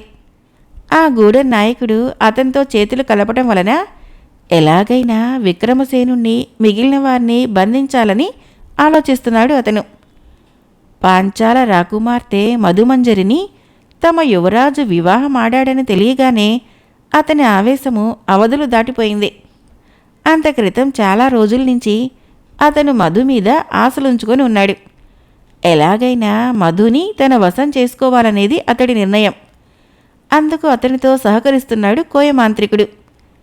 ముందుగా విక్రమసేనుణ్ణి, అతని అనుచరులైన మంత్రి, సామంతులందరినీ ఎలాగైనా బంధించి పాతాళ చెరలో ఉంచి పిదప మధుమంజరి విషయంగా బయలుదేరాలని అతడు నిర్ణయించుకున్నాడు. అప్పటికి రాత్రి 2వ జాము ముగిసిపోయింది. కోయలు మరో 100 మంది వెంట రావడంతో అందరూ ధీరేంద్రుని నాయకత్వంలో విజయపురి వైపుకు బయలుదేరారు. దారి అంతా దారుణమైన ముళ్ళబొదలతోనూ చెట్లతోనూ నిండిపోయి ఉంది. చంద్రకాంతి సహితము అస్పష్టంగా మేఘాల చాటున కప్పబడిపోవటంతో ఇంకా ఏం చేయలేక అలాగే దివిటీల వెలుగులలో ముందుకు ప్రయాణిస్తున్నారు. విజయపురి రాజభవనంలో అందరూ గాఢ నిద్రలో మునిగి ఉన్నారు. పహరా ఉన్న సైనికుల హెచ్చరికలు తప్ప మరెలాంటి కేకలు వినరావటం లేదు. దానికి తోడు ఎంతగానో ప్రయత్నించి సేనాని మరికొందరు భటుల రక్షణ ఏర్పాట్లు అధికం చేశాడు. ఈ విషయాలు ఏవి ధీరవర్మ ఇతరులకు తెలియవు. ప్రస్తుతము కోట రక్షణకు గాను అదనపు సైన్యం సైతము కొంత భాగాన్ని కేటాయించాడు సర్వసైనాని. చివరిసారిగా వారందర్నీ హెచ్చరించి తన దారిని తాను వెళ్ళాడు. అతను వెళ్ళిన కొంత సమయానికంతా ధీరవర్మ మిగిలిన వారు విజయపురిలోకి ప్రవేశించారు. అందరూ జాగ్రత్తగా మసలండి, ఎవరూ పట్టుబడకండి. తన వారినందరినీ, కొంత బలగాన్ని, కోయ నాయకుణ్ణి వెంటబెట్టుకొని కోట లోపలికి కదిలాడు అతను. రహస్య మార్గంలో అతను లోపలికి ప్రవేశించడంతో లోపల ముఖ్యంగా విజయపురి సైనికులు ఎవరూ లేకపోవటము వారి అదృష్టం. అయినా అందరూ ముసుగులు ధరించి ఉన్నారు. గాఢ నిద్రలో మునిగి ఉన్న మహారాజుని, మహారాణిని ముందుగా బంధించారు. అదే సమయానికి కొంతమంది కోయిలతో వెళ్ళిన దళపతి ముఖ్య అనుచరుడైన ప్రసేనుడు అనేవాడు సేనానిని, మహామంత్రిని బంధించాడు. ఎవరు నువ్వు? ఇంతటి దారుణానికి ఏ కారణంతో పాల్పడ్డావు? ముసుగు వేషంలో ఉన్న ధీరవర్మను చూసి కటువుగా ప్రశ్నించాడు మహారాజు విక్రమసేనుడు. కానీ అతనికి బదులివ్వకుండా క్రూరంగా భయంకర వికటాట్టహాసం చేశాడు అతను. విక్రమసేన మహారాజా, నేను ఎవరైంది ఇప్పుడు కాదు, కొంతకాలం గడిచిన తర్వాత మీరు గ్రహించగలరు. అంతవరకు మీరు సుఖంగా పాతాళ చెరలో విశ్రాంతి తీసుకోండి. వెకిలి నవ్వులతో అంటూ తన అనుచర భటులకు సైగ చేశాడు అతను. అతని సైగలతో వారు బంధితులందరినీ కారాగారం వైపు తీసుకుని వెళ్లారు. ఆ సమయానికి మహారాజుని రక్షించటానికి పరమానంద మహర్షి ఆశ్రమంలో లేకపోయారు. వియ్యంకుడైన చంద్రసింహునికి ఏ విషయమూ తెలియకపోవటము మరొక విశేషమైంది. సూర్యోదయానికంతా రాజ్యాధికారాన్ని చేజిక్కించుకోవటం గాక విక్రమసేనుని ముఖ్య అనుచరులుగా గుర్తింపబడిన వారందరినీ ఆ రాత్రే బంధించారు వారందరూ. పుణ్యాత్ములెవరైనా నన్ను కాపాడండి, దయచేసి నన్ను ఈ బాధల నుంచి విముక్తుల్ని కావించండి అంటూ హృదయ వికారంగా వినవచ్చిన ఒక ఆర్తనాదము, ఆ నాదం వెంబడే భయంకర వికటాట్టహాసము వినరావటంతో ముందు కడుగులు వేయబోయిన విజయసేనుడు అదిరిపాటుతో ఎలా ఉన్నవాడు అలాగే నిల్చొని ఉండిపోయాడు. అతని కర్ణేంద్రియాలకు సోకిన ఆ ఆర్తనాదము హృదయ విదారకంగా ఉంది. మరోమారు చెవులు రిక్కించి తన వరలో నుంచి వెలుపలికి లాగాడు మామగారైన చంద్రసింహుల వద్ద నుంచి గైకొన్న దివ్యాయుధం. ఒక్క గడియకాలం పిదప ఆర్తనాదం వినవచ్చిన దిశగా పరుగులు మొదలుపెట్టాడు అతను. ముఖ్యంగా అతను ప్రయాణిస్తున్న అడవి మార్గంలో ప్రమాదాలు నలువైపుల నుంచి కాచుకొని ఉంటాయి. ఏమాత్రం తొందరపడినప్పటికీ తనకు ఏదైనా ఊహించని ఆపద ఎదురుగావచ్చుననే అనుమానంతో ముందు వెనకలు జాగ్రత్తగా పరిశీలిస్తూ ప్రయాణిస్తున్నాడు అతను. కొంచెం దూరమైనా వెళ్లకముందే అతని దృష్టిలో పడిన దృశ్యము చాలా దారుణమైంది. ఆ దృశ్యాన్ని చూడగానే అతని శరీరమంతా నిలువెల్లా కంపించిపోయింది. ఊహించరాని విధంగా ఎదురైన దృశ్యం అది. సుమారు 20 సంవత్సరాల ప్రాయంలో ఉన్న ఒక అందమైన దివ్య యువతిని నలుగురు వికృత రూపులైన వ్యక్తులు రకరకాల ఆయుధాలు చేతధరించి ఆమెను హింసించడానికి ప్రయత్నిస్తున్నారు. ఆ దుశ్చర్యను కళ్ళతో చూసిన విజయసేనుడు తన చేతనున్న కరవాలాన్ని జులిపిస్తూ ఉగ్రుడై ప్రచండ భానుమూర్తిలాగా వారి వైపు దూసుకొని వెళ్ళాడు. ఆగండి, ఏమిటి దారుణం? అమాయకురాలైన ఒక అబలను ఈ విధంగా హింసించడం మానవత్వం కాదు. మీ వంటి వారిని ప్రాణాలతో వదలటము శీలవతులైన మహిళలకే తీరని అపచారం అంటూ ఒక్కసారిగా వారి మీదకి సింహ కిశోరంలా లంఘించాడు. సాధారణమైన ఒక మానవుడు తమను ఆ విధంగా ఎదిరించడం సహించలేని వారే ప్రళయ భీకరంగా వికటాట్టహాసాలను వెలువరిస్తూ తమ చేతులలోకి భయంకర రూపంలో ఉన్న ఆయుధాలను సృష్టించుకొని ఒక్కసారిగా మదించిన మత్తేబాల్లాగా విజయసేనుడి మీదకి దూకారు. తననెదిరించిన భయంకర రూపులు సాధారణ వారు కాదని మొదటి క్షణంలోనే గ్రహించాడు. వారిలో సర్వసాధారణమైన మానవ క్షత్రియ వీరునిలా పోరాడినందువల్ల ఏమాత్రమూ ప్రయోజనముండదని గ్రహించి మరు క్షణంలో తన గురుదేవులైన పరమానంద మహర్షిని ఓసారి తన మనస్సులో భక్తి వినయాలు పెళ్ళుబికేలా ధ్యానించాడు.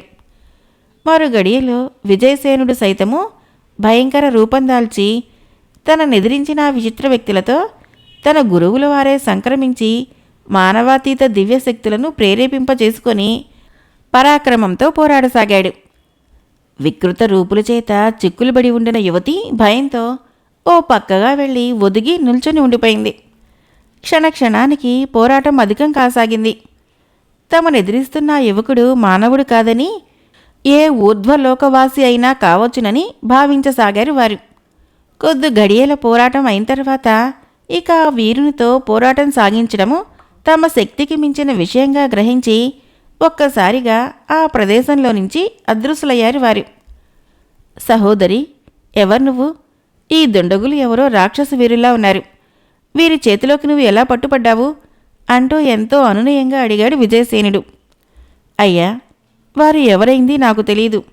నేను మాత్రము ఇక్కడికి 10 క్రోసుల దూరంలో ఉన్న ఒక గూడానికి చెందిన యువతిని. నేను నిద్రలో మునిగి ఉన్న సమయంలో ఈ దుండగులు నన్ను మాయం చేసి తీసుకుని వచ్చారు. నేను బళ్ళార రాజ్య అడవుల వైపు బయలుదేరాను. నీ గూడెం దారిలోనే వెళ్ళవలసి ఉంటుంది. పద, నిన్ను క్షేమంగా నీ గూడానికి చేర్చి వెళ్ళగలను అంటూ ఆ చోటు నుంచి కదిలాడు అతను. మౌనంగా అతని వెంట కదిలింది ఆ యువతి.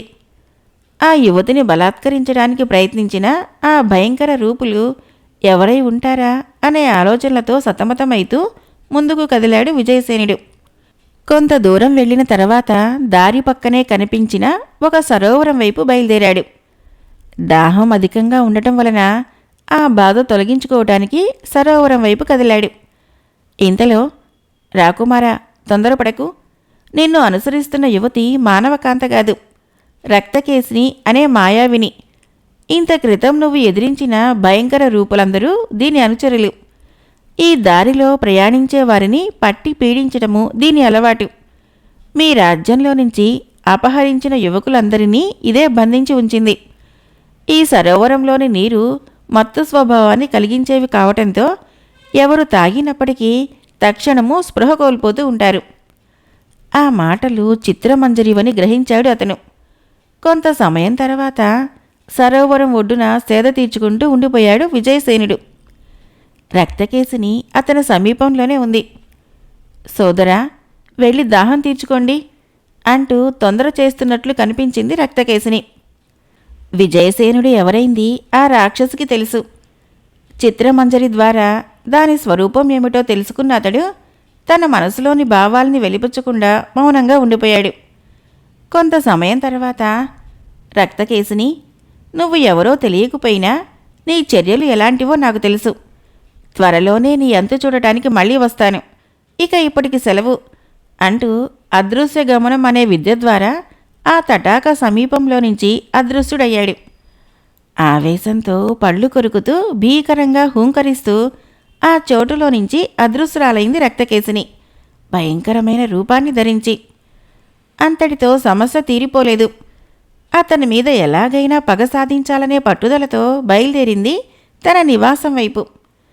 రాక్షస మాంత్రికురాలైన రక్తకేశిని సాధారణమైంది కాదు. అవసరమైతే ఎలాంటి దారుణమైనా చేయటానికి సంసిద్ధురాలు. ప్రస్తుతము భైరవ మాంత్రికుని బేతాళ సాయంతో సహకరిస్తూ ఉంది. రక్తకేశిని అంటే కపాలకామినికి విపరీతమైన అసహ్యం. ఆ ఇరువురి మధ్య అంతూ తెలియని విరోధం ఉంది. సరి అయిన సమయం కోసం కాచుకొని ఉంది కపాలకామిని. ఇక్కడ సరోవర సమీపంలో జరిగిందంతా అదృశ్య రూపంలో అతన్ని వెన్నంటి ఉండే గమనించింది కపాలకామిని. చివరి క్షణాల్లో యువరాజు విజయసేనుని హెచ్చరించింది నాగలోక రాజకుమార్తె చిత్రమంజరి అని గ్రహించి ఆమె దృష్టిలో పడకుండా అదృశ్యురాలైంది ఆ చోటులో నుంచి. సరస్సు సమీపంలో నుంచి అదృశ్యురాలైన చిత్రమంజరి వాయురూపంలో విజయసేనుని వెంట బయలుదేరింది. ఆమె తన రక్షణగా ఉందని అతనికి తెలియదు. పాంచాలపురంలోని రాజమందిరంలో చంద్రసింహుడు, వసుంధరాదేవి, మధుమంజరి మొదలైన వారందరూ విచారగ్రస్తులై ఉన్నారు. వారు అంతటి దిగులుగా ఉండటానికి కారణము విజయపురిలో జరిగిన దారుణమైన మార్పులే. ఒక సాధారణమైన దళపతి సైన్యంలో పలుకుబడి పెంచుకోవటము, మహారాజుతో పాటు రాజభక్తి పరాయణులైన వారందరినీ బంధించడము చంద్రసింహునికి మిక్కిలి ఆశ్చర్యాన్ని కలుగచేసింది. అయినా తనలో చెలరేగుతున్న భావాలని అణుచుకుని దీర్ఘంగా ఆలోచిస్తూ ఉండిపోయాడు. తన భర్త కార్యార్థి అయి వెళ్లిన పిమ్మట అత్తమామలకు జరిగిన ఆ దారుణానికి ఎంతగానో కుమిలిపోయింది మధుమంజరి. మరో ప్రక్క ఆమెలో ఆవేశము, పట్టుదల పెనవేసుకుపోయాయి. కానీ ఎంత ప్రయత్నించినప్పటికీ ఏ విధంగా పాతాళ చెరలో ఉన్న తన వారిని రక్షించాలో ఆలోచిస్తూ ఉంది మధుమంజరి.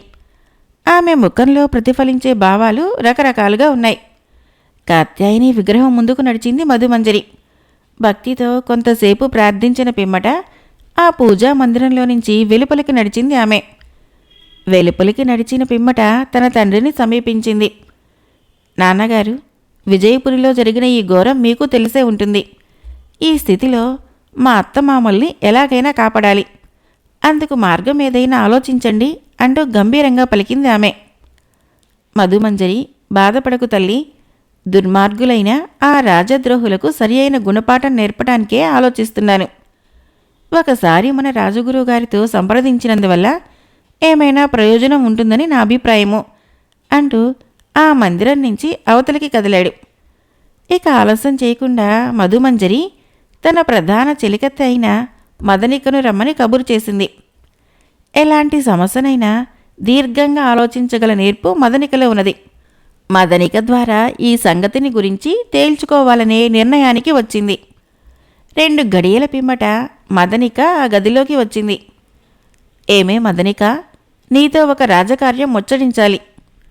అదేంటమ్మా రాకుమారి, నా బోటివారితో రాజకార్యాలు ఏం చక్కబడగలవు? నీ మేధస్సు మీద నాకెంతో నమ్మకం ఉంది. మనం ఎలాగైనా ఈ సమస్యను తేల్చుకోవడం చాలా ముఖ్యం అంటూ విజయపురంలో జరిగిన గొడవలను గురించి తెలియచేసింది ఆమె. దేవి, మధుమంజరి, ఈ సమస్య తీరటానికి ఒకే ఒక మార్గం ఉంది. మీరు ఆ విషయాన్ని మర్చిపోయినట్లున్నారు. అతళలోక రాజకుమారుడు మీకు సోదరతుల్యుడు. గతంలో మీ ఇరువురికి పరిచయం ఉన్న సంగతి మీరే మర్చిపోయినట్లుంది.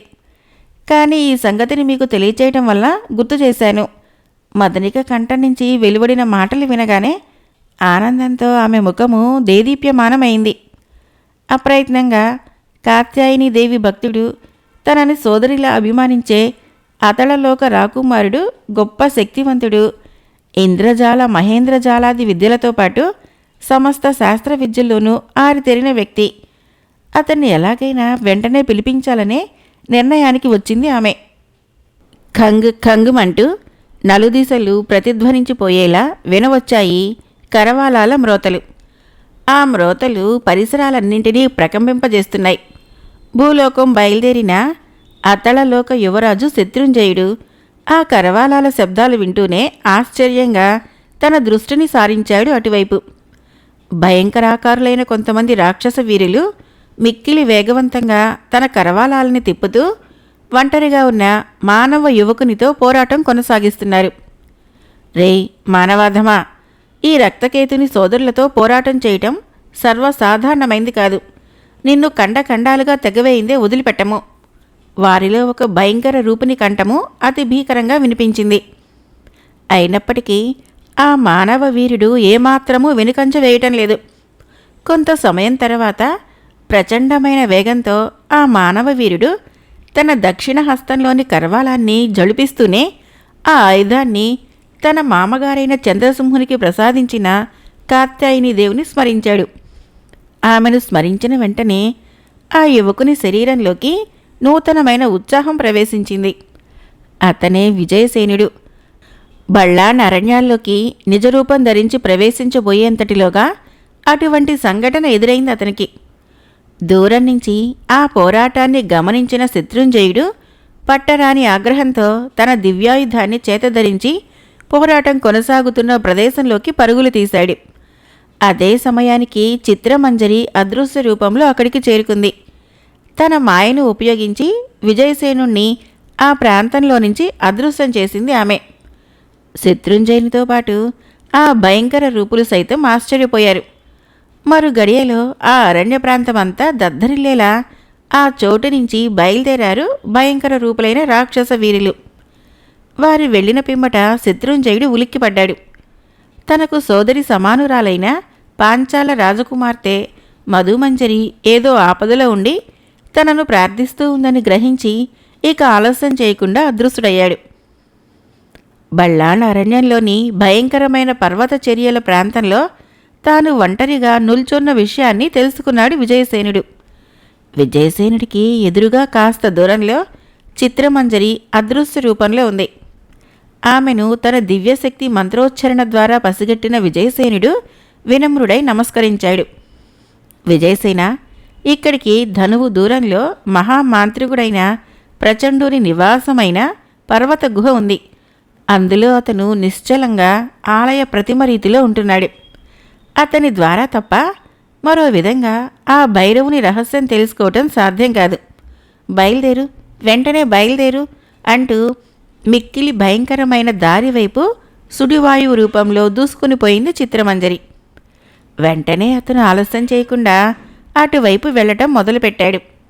ఇంతలో భయంకరాకారంలో ఉన్న 2 పక్షులు శరీరాలు జలధరించేలా, కర్ణేంద్రియాలు బ్రద్దలయ్యేలా భయంకర ధ్వనులను వెలువరిస్తూ ఒకదాన్ని మరొకటి తరుముతూ ఆ ప్రాంతంలో ప్రత్యక్షమయ్యాయి.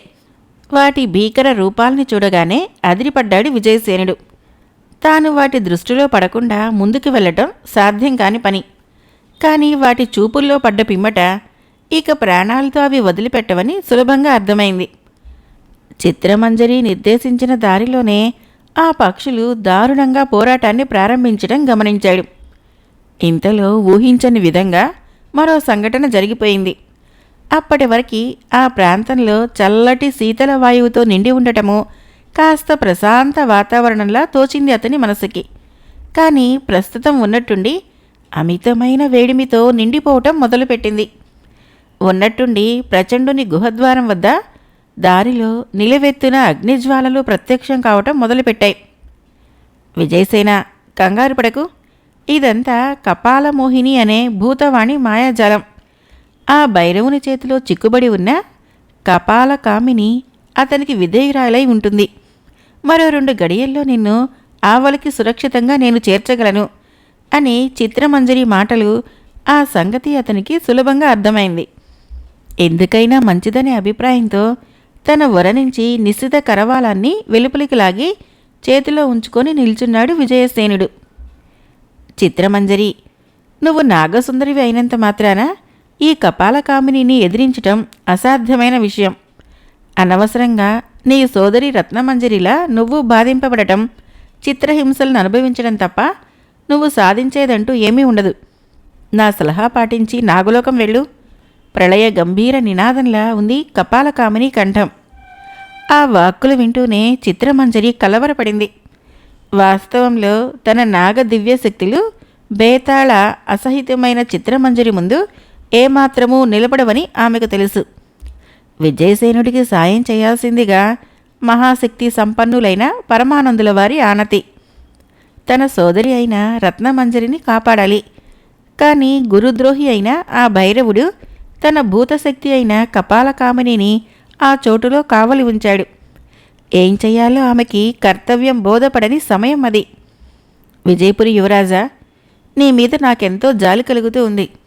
నీ రాజ్యంలో నుంచి అదృశ్యులైన యువకులు అందరూ నా చేతుల్లో బందీలై ఉన్నారు. వారిని బేతాళ చక్రవర్తికి అర్పించకముందే నువ్వు నీ రాజ్యం చేరుకోవటం శ్రేయస్కరం. భైరవ మాంత్రికుల వారిని మీరెవరూ ఏమీ చేయలేరు. నీ మామగారైన చంద్రసింహుల వారిని త్వరలోనే అంతం చేయటానికి నాకెలాంటి సందేహమూ ఉండదు. వెంటనే రంగంలోకి దిగటం మంచిదిగా భావించి నువ్వు దుస్సాహసం చేస్తున్నావు. ఏ విధంగానూ నీ ప్రయత్నాలు ఫలించవు. గంభీర స్వరంతో పలికింది ఆమె. కానీ కపాలకామిని అతనికి కనిపించటం లేదు. దానికి ఆ రాకాసి పక్షుల పోరాటం అధికమనిపించింది. కపాలకామిని, నీ వంటి క్షుద్రశక్తులకు వెరచి పారిపోయేంత భీరువుకాడు ఈ విజయసేనుడు. నీకంతిమ కాలం ఆసన్నమైందని సులభంగా గ్రహించవచ్చు. ప్రచండ మాంత్రికుల వారిని కలుసుకోకుండా వెనకంజ వేయటం అనేదే ఉండదు గంభీర స్వరంతో పలికాడు. ఆ మాటలంటూనే ఆగ్రహంతో తన దివ్యశక్తుల్లో ఒకటి అయిన కామరూప విద్యను అభ్యర్థించాడు.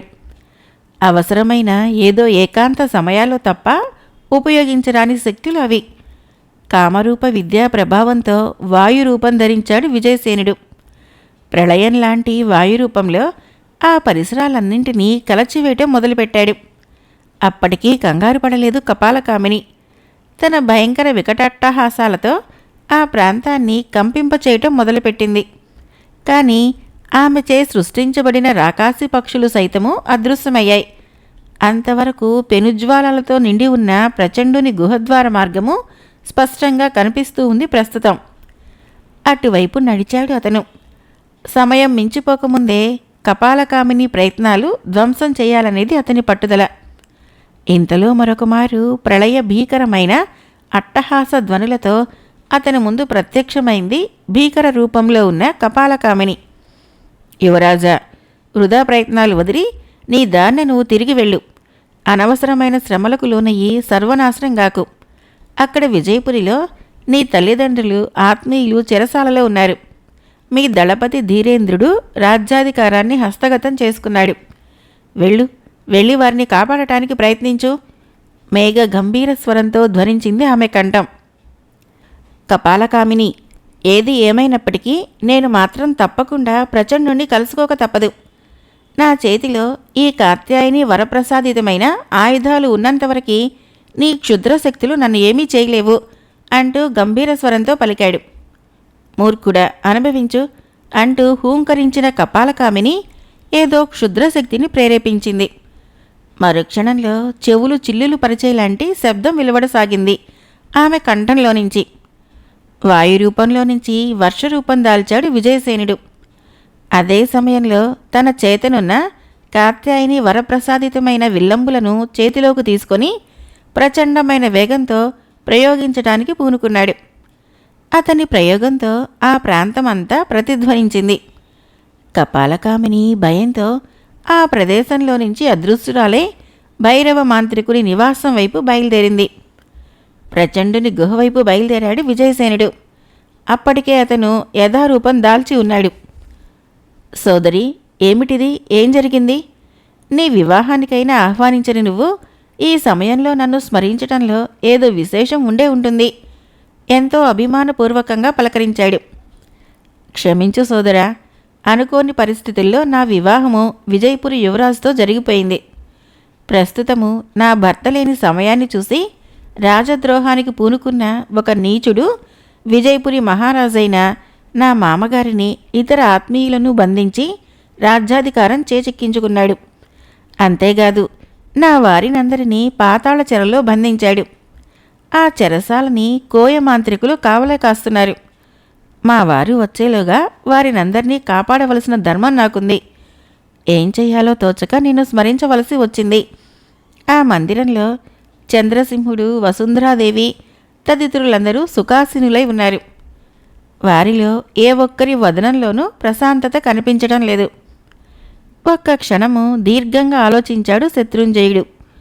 కోయజాతి వారిలోని మాంత్రికులందరూ కాళీని పూజిస్తారని అతనికి తెలుసు. వారు కాళీ భక్తులై ఉంటే తాను ఏమీ చేయలేడు. మధుమంజరి, సోదరి, కలవరపడకు. మనం ఏదో ఒక విధంగా ప్రయత్నించి వారిని కాపాడటానికి ఆలోచిద్దాం. నువ్వు బాధపడకు అంటూ గంభీర ఆలోచనల్లో మునిగిపోయాడు అతను. సమయం గడిచిపోతూ ఉంది. కొంత సమయం తర్వాత శత్రుంజయుడు వారందరి వద్ద సెలవు తీసుకొని అదృశ్యుడై విజయపురి వైపు బయలుదేరాడు. మధుమంజరి కాత్యాయిని విగ్రహం ఉన్న పూజామందిరంలోకి పరుగులు తీసింది. తదేక ధ్యానంతో ఆమె కాత్యాయినిని పూజించసాగింది. విజయపురి రాజసభ నిండుగా కొలువుదీరి ఉన్న సమయం అది. సింహాసనం మీద నవరత్న ఖచ్చిత నిర్మితమైన కిరీటాన్ని ధరించి ఉన్నాడు ధీరవర్మ. అతనికి ఇరుపక్కల్లోనూ కోయనాయకుడు, శబరవీరుడొకడు నిలుచొని ఉన్నాడు. కొంతమంది ఇతర రాజోద్యోగులు ధీరవర్మ క్రూరత్వానికి వెరచి పెదవి కదల్చడం లేదు. కోయనాయక, దురహంకారి అయిన ఆ పరాక్రమసేనుణ్ణి, అతని పట్టమహిషిని అంతం చేయాలి. దయా దాక్షిణ్యాలు లేకుండా అమాయకులైన ఆటవిక జాతుల మీద నిర్దయంగా వ్యవహరించిన అతన్ని వదలటం అంటూ జరగదు. ఆ విషయంగా నా మనసు మారబోదు అని సభికులందర్నీ కలయి చూస్తూ గంభీరంగా పలికాడు ధీరవర్మ. సభికుల్లో మారు రూపంలో ఉన్న శత్రుంజయుడు ఆ మాటల్ని వినగానే విపరీతమైన ఆవేశానికి లోనయ్యాడు. లోనైతే వెంటనే విపరీతమైన ఆగ్రహంతో ముందుకు ఉరకబోయిన తన వివేకం హెచ్చరించడంతో ఆ ప్రయత్నం మానుకున్నాడు. అతని ప్రయత్నం విఫలం కావడంతో కోయనాయకుడు విషపూరితమైన చిరునగవుతో తల పంకించాడు ఒకసారి. మరు క్షణంలో అతను గావించిన సైగలతో పరాక్రమసేనుని, అతని దేవేరిని, మంత్రి, సేనానులని, ఇతర రాజభక్తి పరాయణులని సభామండపంలోని లోహపు గొలుసులతో బంధించి తీసుకుని వచ్చారు. పరాక్రమసేన, ఇప్పటికైనా మించిపోయింది లేదు. ఎలాగైనా విజయపురి వంశీయుల ఖజానా రహస్యాన్ని తెలియజేయగలిగిన నీ అనుయాయుల్ని కాపాడుకో. అంతేకాదు, నీ వారినందరినీ ప్రాణాలతో ఉంచగలను అంటూ విషపు నవ్వులతో అతని దిశగా చూశాడు. ఛీ దుర్మార్గుడా!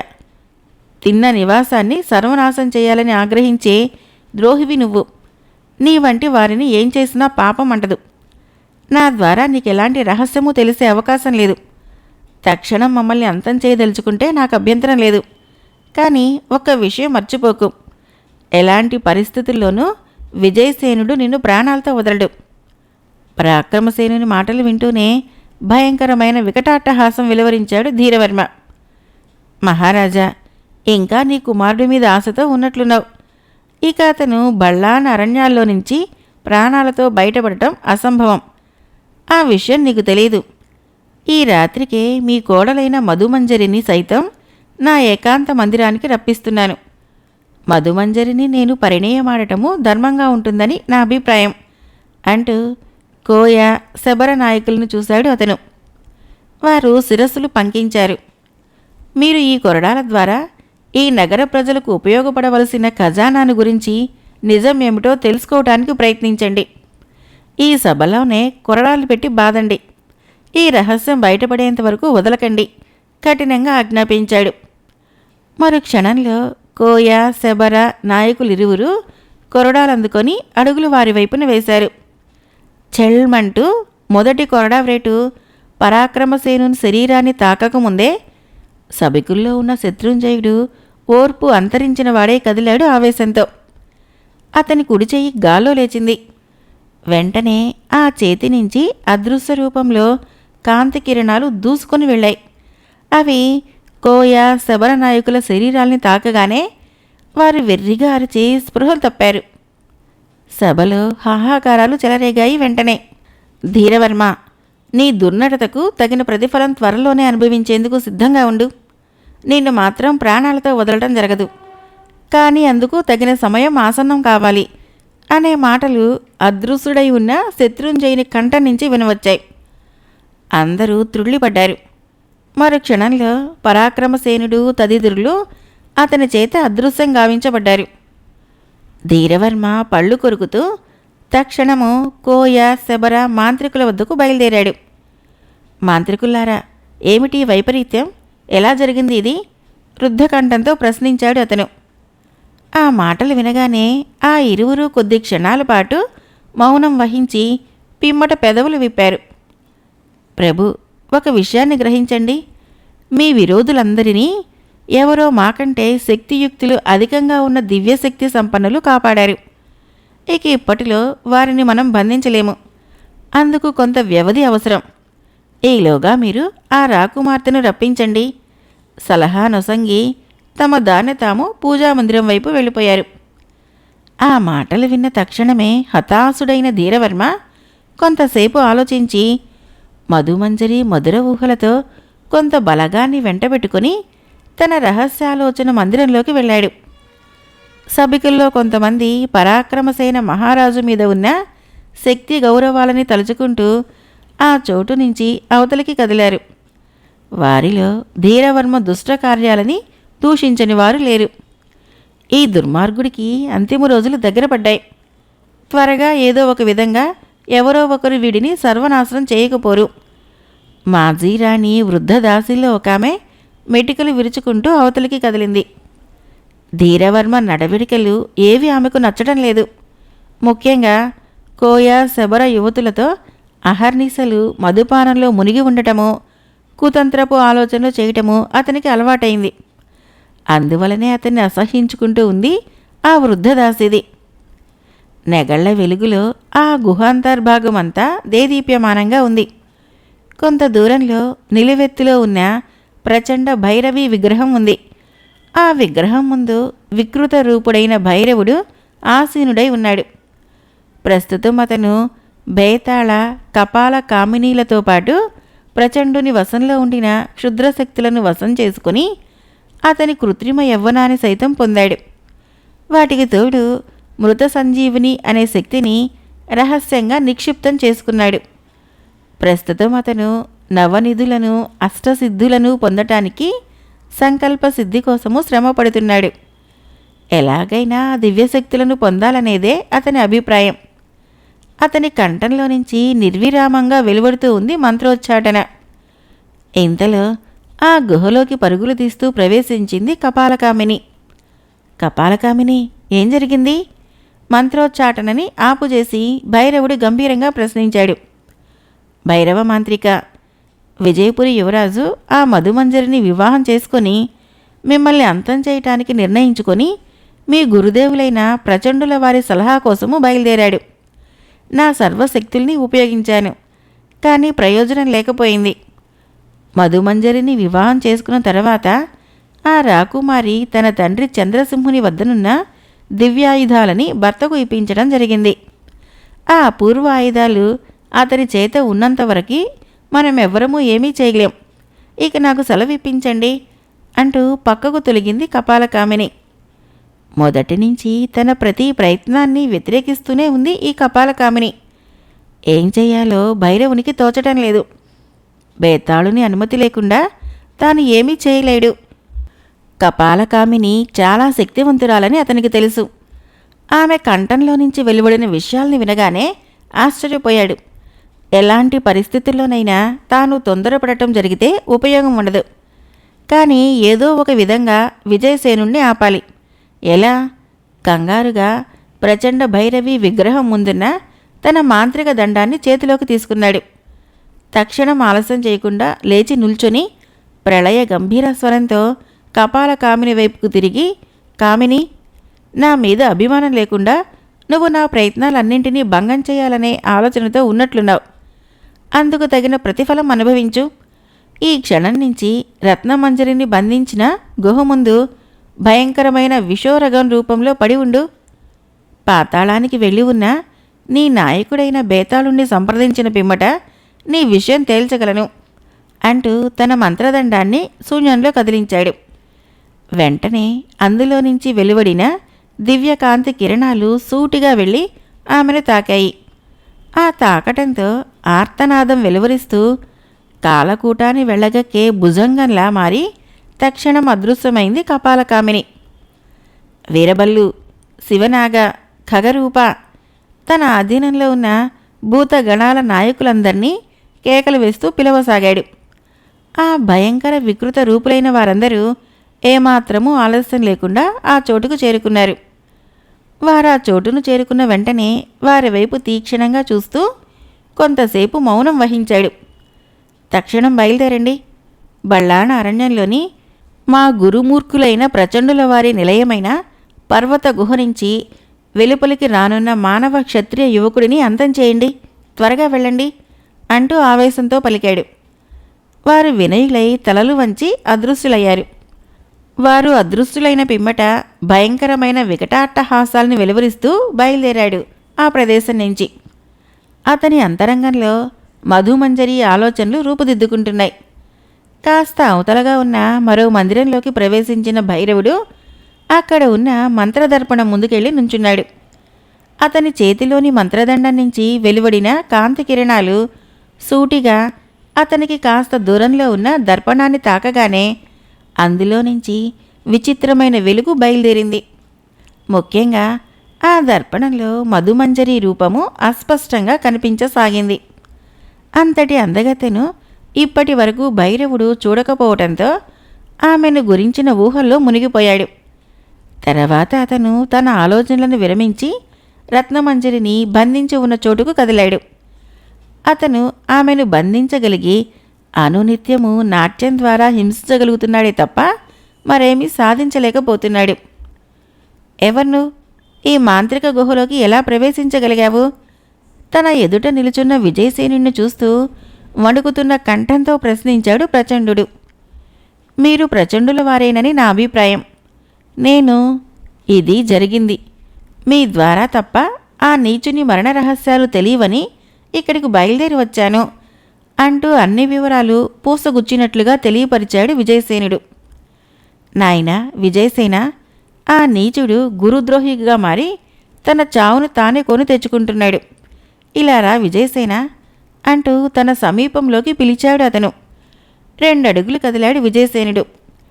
విజయసేన, నేను ఈ బంధంలో నుంచి విముక్తుని కాగలిగితే తప్ప ఆ దుర్మార్గుణ్ణి అంతం చేయలేరు ఎవరు.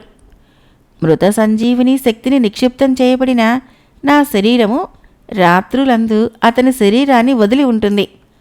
అతని మాటలతో ఆలోచనల్లోకి జారిన విజయసేనుడు ఆ గుహలో నుంచి కదలబోయాడు. ఆగు విజయసేన, తొందరపడకు. ఈ గుహ వెలుపల భైరవునిచే సృష్టించబడిన క్షుద్రశక్తి భూతాలన్నీ ఉన్నాయి. నువ్వు వాటి దృష్టిలో పడటం చాలా అపాయకరం.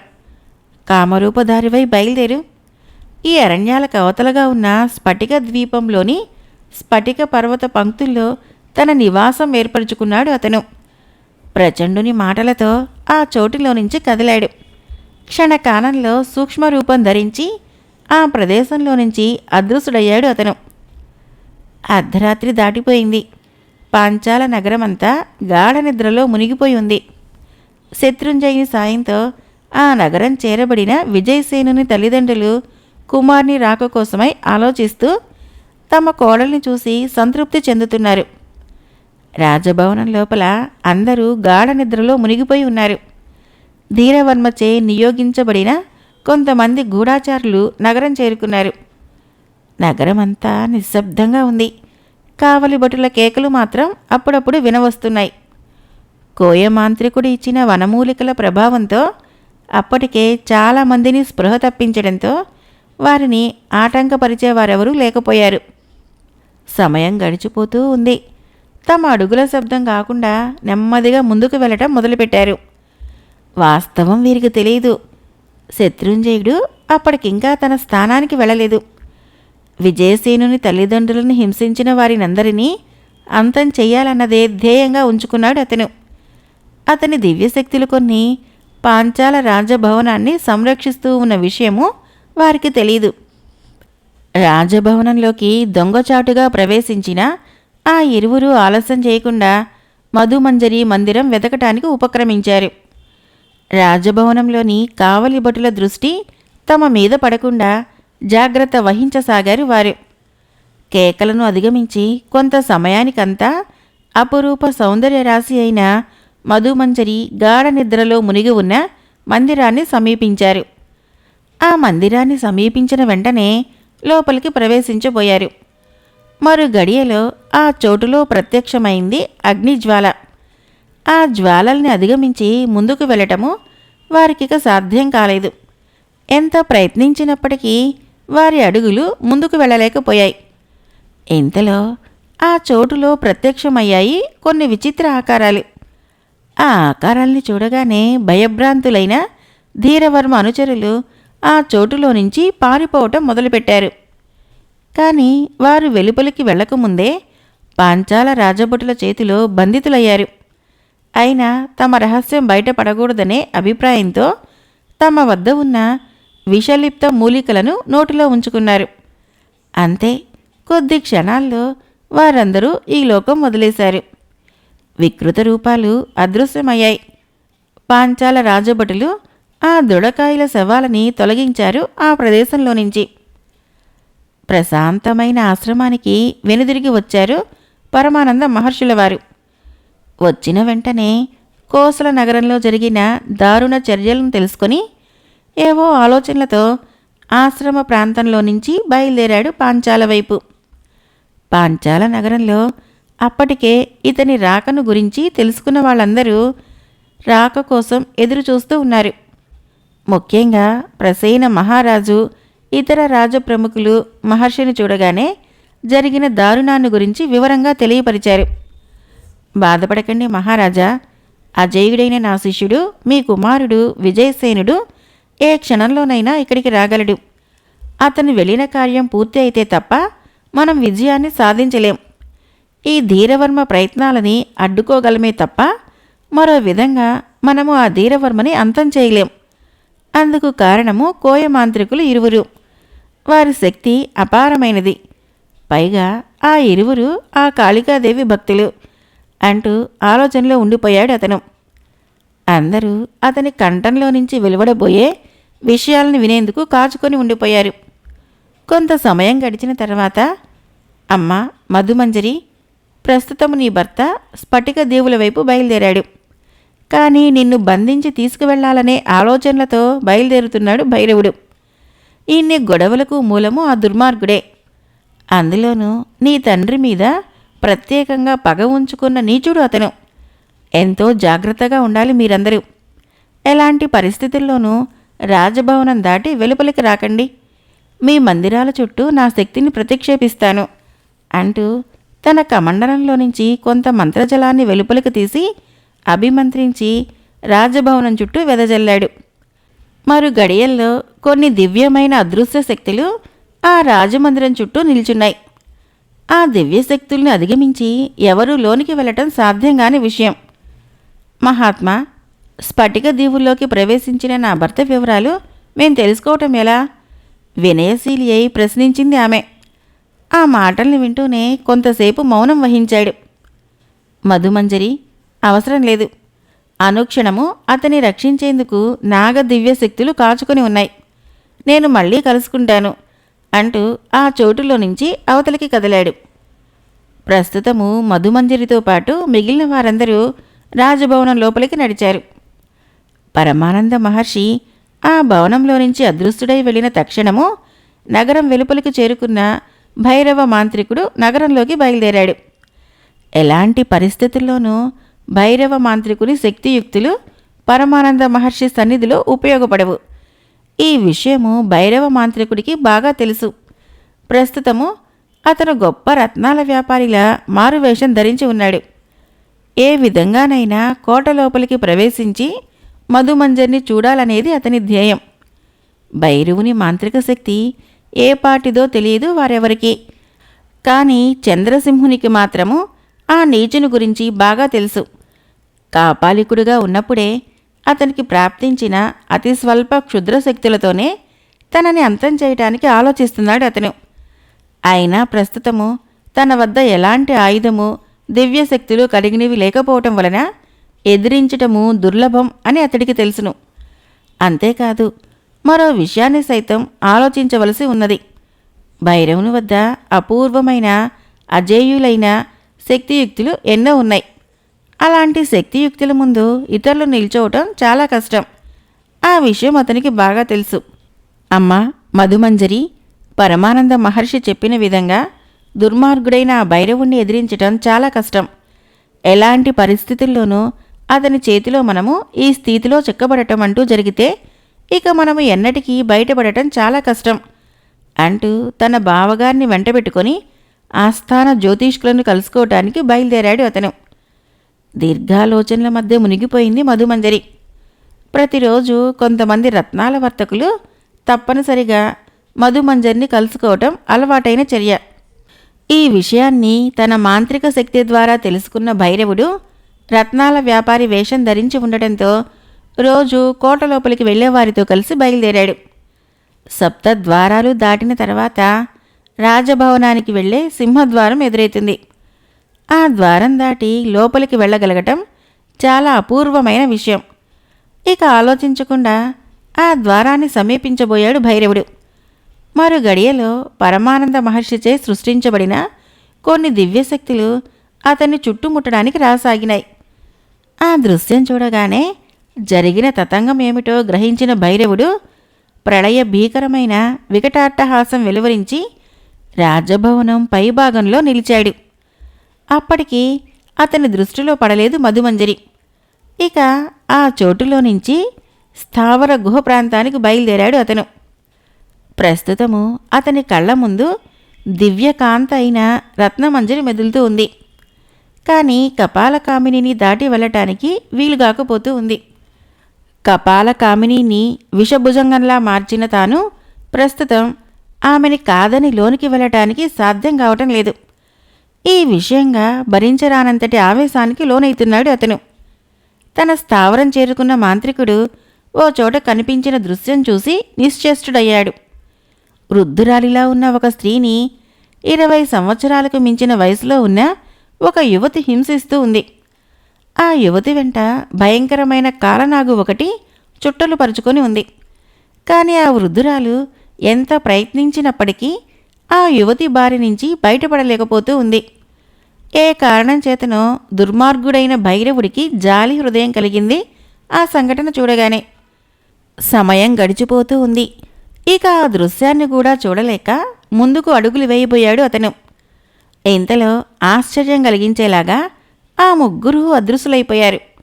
శూన్యంలో నుంచి ప్రళయ భయంకరమైన వికటాట్టహాసం వినరావటం మొదలైంది. కొంత సమయం తర్వాత నిశ్చేష్టుడైన భైరవుని కర్ణేంద్రియాలు బ్రద్దలయ్యేలా వినవచ్చింది భయంకరమైన వికటాట్టహాసం మరొక వైపు నుంచి. భైరవ మాంత్రిక, కంగారు పడకు. నిన్ను అంతం చేయటానికి విజయపురి యువరాజైన విజయసేనుడు స్ఫటిక దీవిలోకి ప్రవేశించాడు. ఈ దీవిని అన్ని సమయాల్లో పరిరక్షిస్తూ ఉండిన మేము మా యథారూపాలతో పూర్వపు శక్తులతో ద్వీపం వదిలి వెళుతున్నాం. నువ్వు జాగ్రత్త పడటం చాలా మంచిది. ఏ క్షణంలోనైనా నిన్ను అంతం చేయటానికి అనేక మంది కాచుకొని ఉన్నారు అంటూ వినవచ్చిన ఆ కంఠము అదృశ్య దీపుడిదిగా గుర్తించాడు అతను. పట్టరాని ఆగ్రహంతో మందిరం వైపు సాగిపోయాడు అతను. మందిరం చేరుకున్న వెంటనే, భైరవీమాత, ఏమిటీ దారుణం? నా ప్రయత్నం వమ్ము చేయటమే కాకుండా నన్ను అంతం చేయించేవారి ప్రయత్నాలు ఫలించేలా చూస్తున్నావా? భైరవ, కపాలకామిని సామాన్యురాలు కాదు. కాళికా స్వరూపాన్ని నిందించడంతో ఆ రూపం పొందిన గంధర్వ రాకుమారి. నువ్వు ఆమెను చులకన చేయటమో అవమానించటమో నీ వినాశనానికి కారణమైంది. అందులోనూ విజయసేనుడు కారణజన్ముడు. త్వరపడని పక్షంలో నిన్ను ఎవరూ కాపాడలేరు అనే మాటలు స్పష్టంగా వినిపించాయి ప్రచండ భైరవి విగ్రహంలో నుంచి. అదిరిపాటుతో కపాలకామిని ఉన్న ప్రదేశానికి బయలుదేరాడు అతను. ఖంగ్ ఖంగుమంటూ కలుసుకుంటున్నాయి ఆ కరవాలాలు. వాటి శబ్దాలతో ఆ ప్రాంతమంతా ప్రతిధ్వనించబోతూ ఉంది. కాలభుజంగంలా మారి ఉన్న కపాలకామిని వీరోచితంగా పోరాడుతూ ఉంది మానవ రూపంలో ఆయుధం ధరించి. విజయసేనుని ప్రయత్నాలు ఏమాత్రమూ ఫలించేలా లేదు. అతని చేతినున్న కాత్యాయని ప్రసాదితమైన ఖడ్గము సైతము తన ప్రతిభను చాటలేకపోతూ ఉంది. ఆవేశం ఏర్పడిన విజయసేనుడు ఇక పోరాటాన్ని ఆపి ఓసారి తమ కులదేవత అయిన దుర్గాదేవిని, తల్లిదండ్రుల్ని, గురుదేవుల్ని అందర్నీ తలుచుకొని ఆవేశపూరితుడు కావటం వలన తన చేతిలోనున్న ఖడ్గంతో తనను తానే ఖండించుకున్నాడు. అతని శిరస్సు తెగి కపాలకామిని శరీరం మీద పడింది. మానవ రక్త స్పర్శతో ఆమె శాపం తొలగదు. అందులోనూ అజేయుడైన క్షత్రియ వీరుని రక్తము అవసరమని కాళికాదేవి తెలియచేసి ఉంది. ఆ రక్తస్పర్శతో కపాలకామిని యథారూపం దాల్చింది. తన ముందు బంధించబడి ఉన్న విజయసేనుణ్ణి చూసి అమితంగా దుఃఖిస్తూ ముందుకు నడవబోయింది. ఇంతలో సజీవుడైన విజయసేనుడు అసహ్యంగా ఆ సుందర రూపంలో ఉన్న యువతిని చూస్తూ ముందుకు కదిలాడు. రాకుమారా, ఆగు!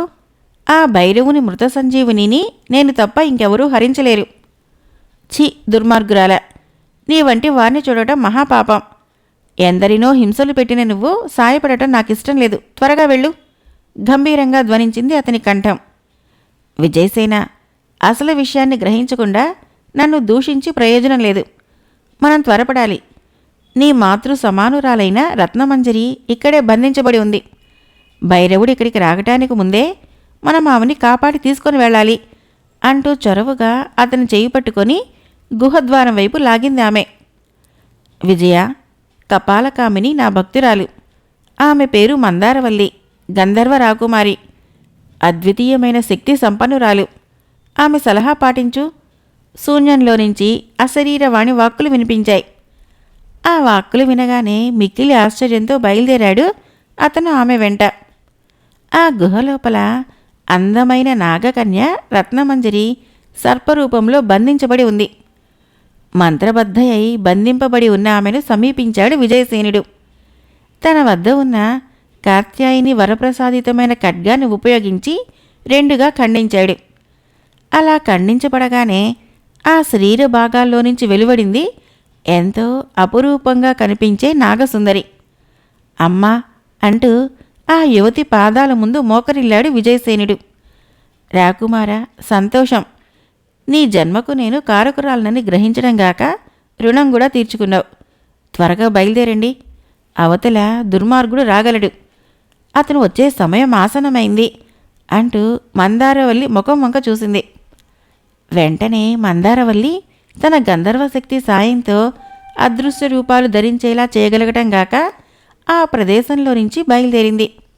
దారిలో తాను కాళికాదేవి వికృత రూపాన్ని చూసి వెకిలి చేష్టలు చేయటంతో తనకు ఆ స్థితి ఏర్పడిందని, తను బేతాళుడికి లోబడి ఉండటానికి గల కారణాల్ని తెలియచేసింది ఆమె.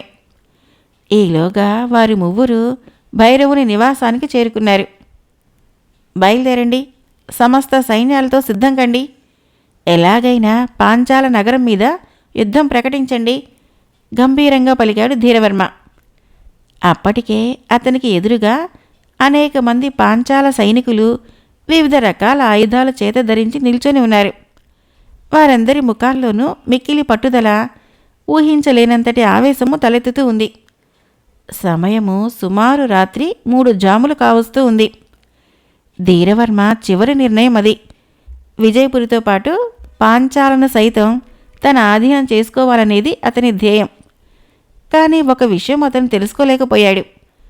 పరమానంద మహర్షి, శత్రుంజయులు వంటి దివ్యశక్తి సంపన్నులు పాంచాల ప్రభువుకు సాయం చేస్తున్నారనే సంగతి ధీరవర్మ గ్రహించలేకపోయాడు. ప్రభు, ఇప్పుడే మన వేగులు మరొక వార్తను తీసుకుని వచ్చారు. ఏంటది? అసహనంతో ఆ వార్తాహరుని వదనంలోకి వీక్షిస్తూ ప్రశ్నించాడు. ఆ మాట వింటూనే వార్తాహరుడు అతి మెల్లని స్వరంతో, పరాక్రమసేనుడు ఇతరులు పాంచాల పట్టణంలో సురక్షితులై ఉన్నారట అంటూ ఆ చోటు నుంచి వెనుదిరిగాడు. అతను వెళ్ళిన తర్వాత దీర్ఘాలోచనలో మునిగిపోయాడు ధీరవర్మ. పరమానంద మహర్షిని గురించి అతనికి అనేక విషయాలు తెలుసు. అతను సాయపడటం జరిగితే తాను పాంచాలను జయించడం చాలా కష్టం. అతని ఆలోచనలు అంతం కాకముందే భీకరంగా వినవచ్చింది ఒకతని ఆర్తనాదం వెలుపలి వైపు నుంచి. ప్రభు, మనం అనుకోని విధంగా పాంచాల సైనికులు విజయపురి చుట్టుముట్టారు. పరాక్రమసేనుడు చంద్రసింహుడు సైన్యానికి ముందు ఉన్నారు అదిరిపాడుతో తెలియచేశాడు ఒక సైనికుడు. ఆకస్మికంగా విజయపురి మీద యుద్ధం ప్రకటించబడిందనే వార్త తెలుసుకున్న ప్రజలు భయభ్రాంతులై నలువైపులకు పారిపోవటం మొదలుపెట్టారు. వెర్రివాడిలా మారిపోయాడు ధీరవర్మ. కోయనాయిక, కదిలించండి కోయ సైనికులందరినీ, శబర్ల చేత బాణాలు ఈటలు కురిపించండి. ఆ దుర్మార్గురాలు మధుమంజరి కుట్రై ఉంటుంది ఇదంతా. తక్షణం దాన్ని ఎలాగైనా ప్రాణాలతో పట్టి బంధించడానికి ప్రయత్నించండి అంటూ గావు కేకలు పెట్టడం మొదలుపెట్టాడు. కోయ మాంత్రికుల మాంత్రిక శక్తులు ఏవీ పనిచేయకుండానే శత్రుంజయుడు తన దివ్యశక్తుల్ని ప్రయోగించడానికి పూనుకున్నాడు. క్షణాల్లో పాంచాల వీరులకి, ధీరవర్మ అనుచరులకి మొదలైంది దారుణమైన పోరాటం. పురుషవేషం ధరించిన మధుమంజరి మిక్కిలి సాహసంతో తన అశ్వాన్ని ఒకచోట నిలవనీయకుండా పరుగులు తీస్తూ అందరినీ ఉత్సాహపరచడం మొదలుపెట్టింది. గాఢ నిద్రలో మునిగి ఉన్నాడు భైరవ మాంత్రికుడు. కాని అతని నివాస గుహను మాత్రము భయంకరమైన క్షుద్రదేవతలు కావలి కాస్తూ ఉండటాన్ని గ్రహించారు మందారవల్లి, రత్నమంజరి, విజయసేనలు. విజయసేన, నీ చేతనున్న కాత్యాయిని వరప్రసాదితమైన అస్త్రాలను ఉపయోగించి వారందరినీ కూల్చేయి. ఈలోగా ప్రచండునిచే ప్రసాదించబడిన అమృత సంజీవిని శక్తిని నేను హరిస్తాను. నువ్వు ఎలాంటి పరిస్థితుల్లోనూ ఆ భూతశక్తుల దృష్టిలో పడకు. మందారవల్లి సలహా ఇచ్చింది. మరు గడియలో అతని వద్దనున్న దివ్యశక్తి సంపన్నమైన అస్త్రాల్లో నుంచి కొన్ని ప్రళయాగ్ని రూపం దాల్చి ఆ గుహ ముందున్న క్షుద్రశక్తులను ధ్వంసం చేయటం మొదలుపెట్టాయి. భైరవుని శరీరంలో నుంచి వెలువడి వాయురూపంలో సంచరిస్తున్న ప్రచండుని శక్తి అంతా మందారవల్లి హరించింది. దాంతో మృత సంజీవిని సైతము లేకపోయింది అతనికి. ఉలిక్కిపాడుతో లేచాడు భైరవుడు. వెంటనే ముందుకు ఉరికిన విజయుడు తన కుడి చేతినున్న ఖడ్గాన్ని పైకెత్తి భైరవుణ్ణి ఖండించాడు. అంతటితో అతని నివాసంలోని క్షుద్రశక్తులన్నీ అంతమయ్యాయి. అప్పుడే ఆ చోటులోకి ప్రత్యక్షమయ్యాడు భేతాళ చక్రవర్తి. వారందర్నీ చూసి నమస్కరించి అదృశ్యుడయ్యాడు. నాయనా విజయసేన, నీ వల్ల నేను ఈ గురుద్రోహి చేతుల్లో నుంచి బయటపడ్డాను. ఇక నాకు సెలవు అంటూ ఆ చోటులో నుంచి అదృశ్యుడయ్యాడు. అందరూ విజయపురికి బయలుదేరారు. వారు విజయపురిని సమీపించేసరికి శత్రుంజయుడు, మధుమంజరి విజృంభించి పోరాడుతున్నారు. అంతటితో చిత్రమంజరి, మందారవల్లి, రత్నమంజరి, విజయసేనుడు విజృంభించడం జరిగింది. అదే సమయానికి కపాలకాముని రూపంలో ఉండి విజయపురి నుంచి అదృశ్య రూపం చేయబడిన వారందరూ విజయపురి చేరుకున్నారు. ధీరవర్మ, కోయ, శబర నాయకులు అంతం కావటంతో మిగిలిన వారందరూ లొంగిపోయారు. రత్నమంజరి అందరి వద్ద సెలవు తీసుకుని చిత్రమంజరితో కలిసి నాగలోకం బయలుదేరింది. విజయసేనుడు విజయపురాన్ని, పాంచాలని తానే సుఖంగా పరిపాలించసాగాడు. కథ అయిపోయింది. ఫ్రెండ్స్, నా కథలు నచ్చినట్లయితే మన ఛానల్ని తప్పకుండా సబ్స్క్రైబ్ చేయండి, లైక్ చేయండి, షేర్ చేయండి, కామెంట్ చేయండి. Thank you.